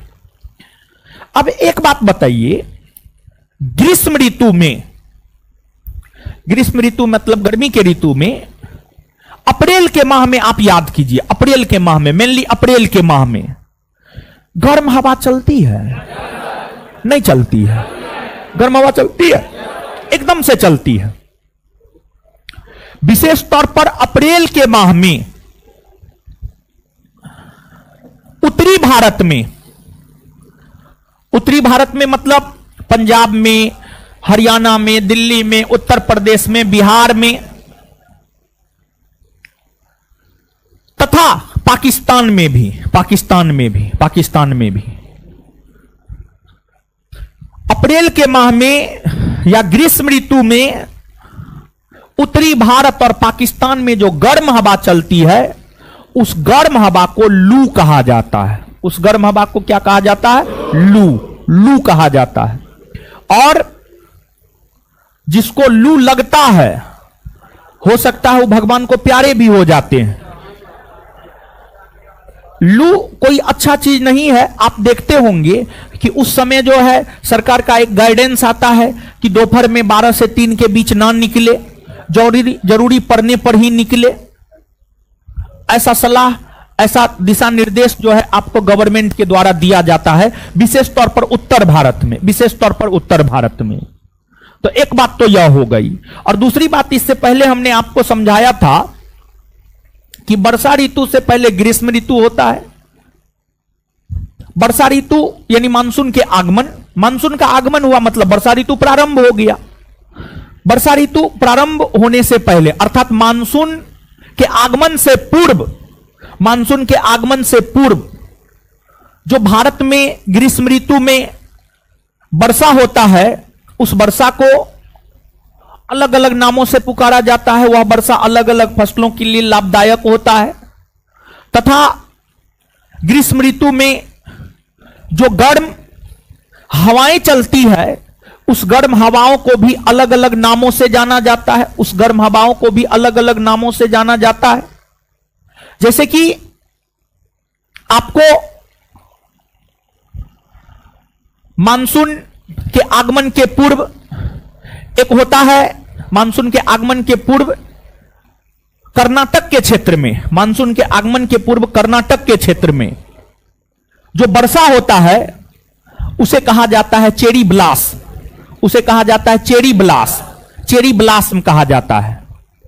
और वह वर्षा कॉफी के लिए लाभदायक होता है। फिर केरल में जो वर्षा होता है उसे आम्र वर्षा कहते हैं। उसका संबंध आम के फसल से होता है, उसका संबंध आम के फसल से होता है।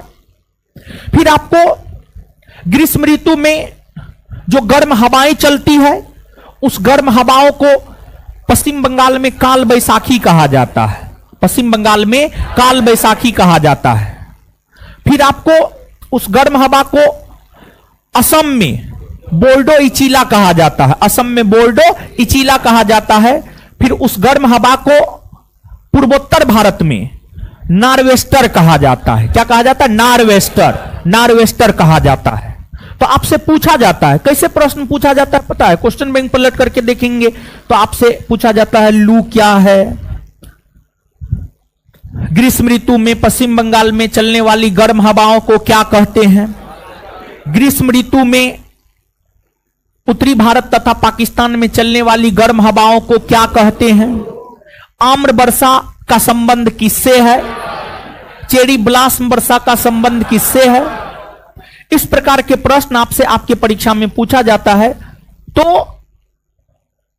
हम लोग मौसम के विषय में यहां पर जाने हैं, मौसम के विषय में ठंडा मौसम, गर्मी का मौसम, बरसात का मौसम। सबसे ज्यादा ठंडा, सबसे ज्यादा वर्षा, ये सब चीज यहां पर जाने हैं, ये भी तो मौसम से ही संबंधित तथ्य है। तो इन चीजों को भी आप याद रखिएगा।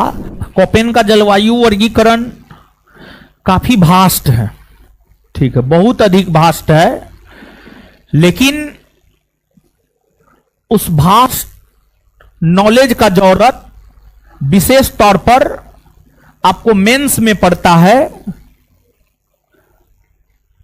बीपीएससी मेंस परीक्षा में हमको लगता है 4 से 5 बार कम से कम, जब से हम बीपीएससी परीक्षा को देख रहे हैं, यानी अप्रॉक्स में 40वें बीपीएससी से वर्तमान समय तक आप देखेंगे बीपीएससी का क्वेश्चन बैंक सेकेंड पेपर का या ऑप्शनल जिसका ज्योग्राफी होता है, तो कोपेन के जलवायु वर्गीकरण के विषय में अनेकों बार प्रश्न पूछे गए हैं।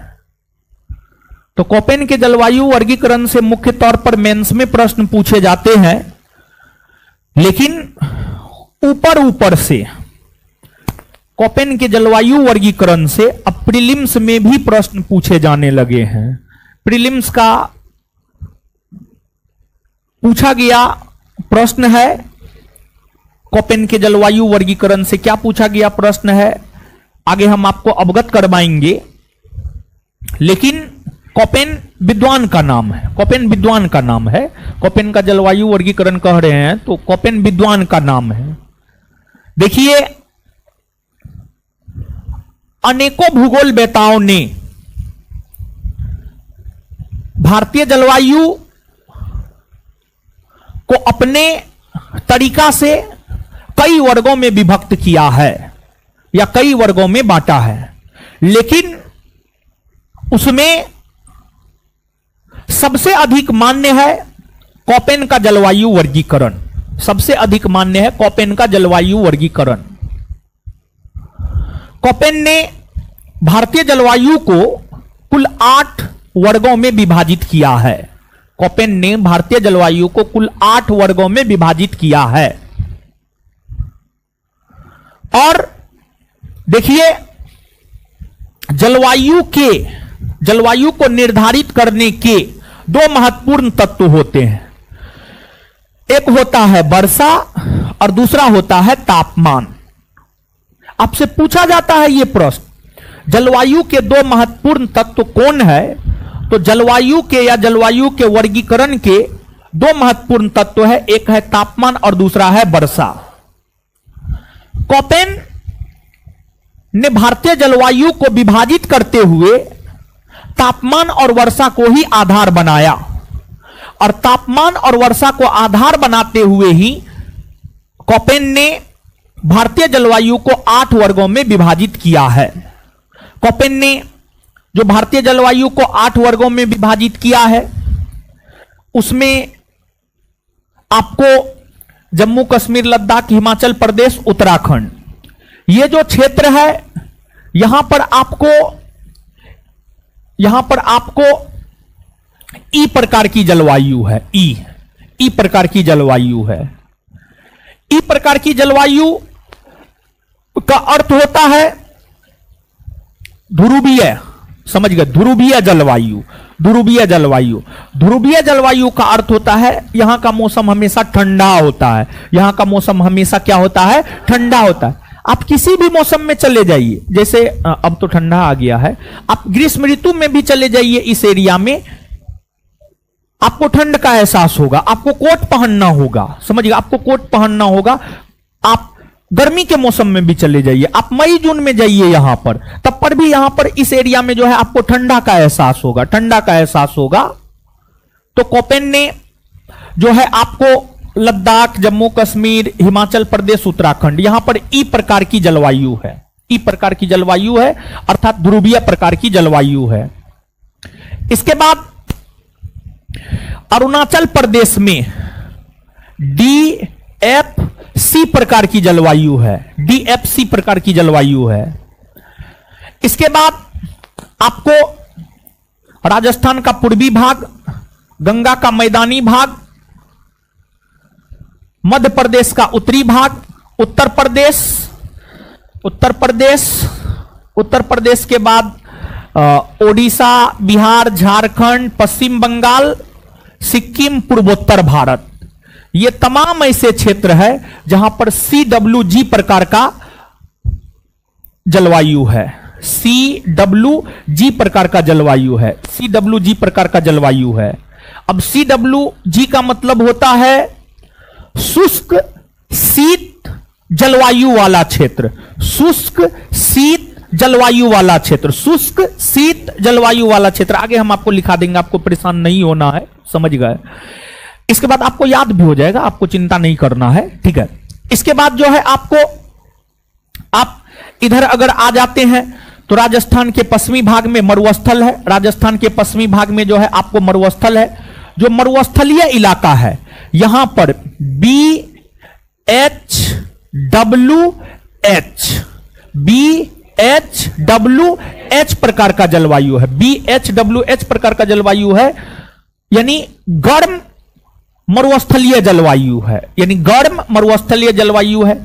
फिर अगर आप आ जाते हैं प्रद्वीपीय पठारी इलाका में, समझिए प्रद्वीपीय पठारी इलाका में आ जाते हैं तो जो प्रद्वीपीय पठारी इलाका है, प्रद्वीपीय पठारी इलाका की अगर आप बात करेंगे तो यहां पर जो है आपको AW प्रकार की जलवायु है। AW प्रकार की जलवायु है।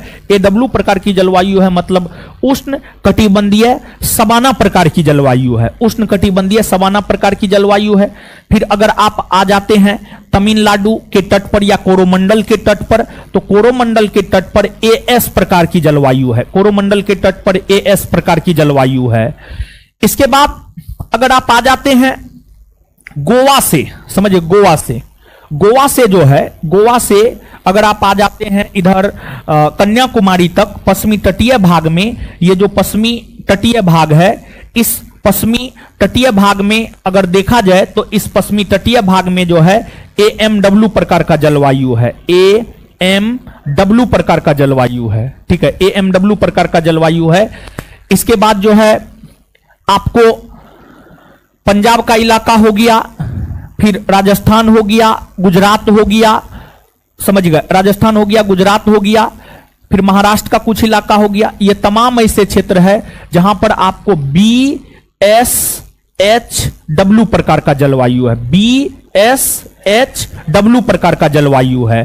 कुल मिलाकर के अगर आप देखेंगे तो देखिए E 1, DFC 2, CWG 3, AW 4, AS 5, AMW 6, BSHW 7 और BHWH 8।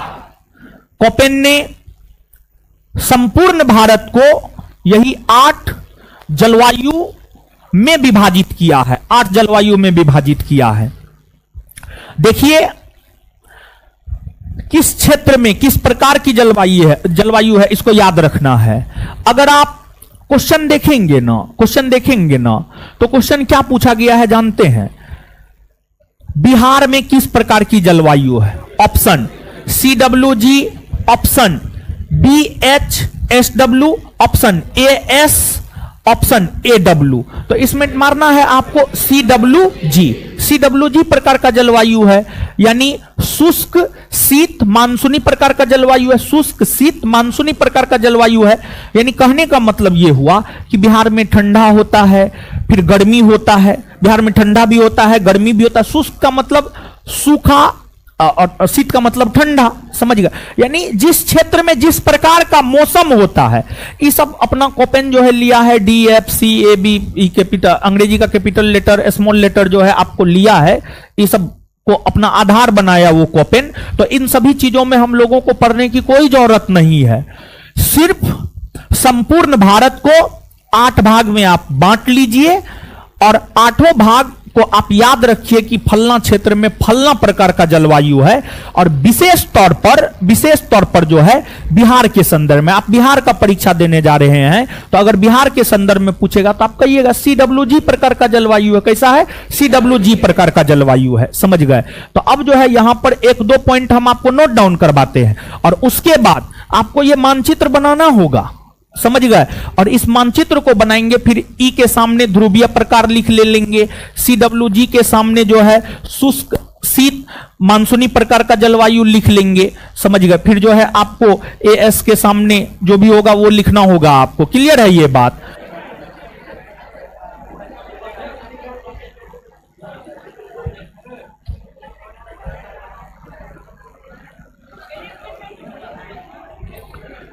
अपना जैसे लिखना है लिखिए, हम क्या करें, सब चीज हम ही कर देंगे।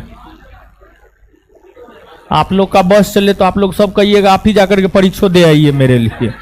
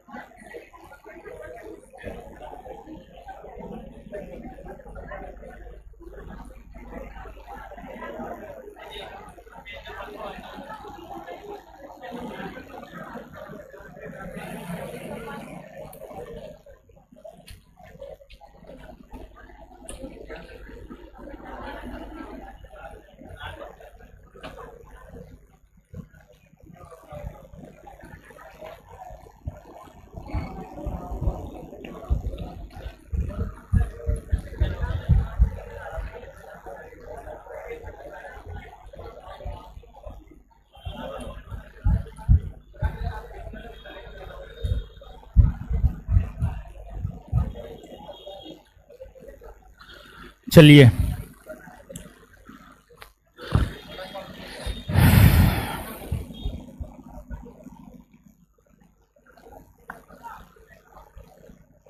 आ गया।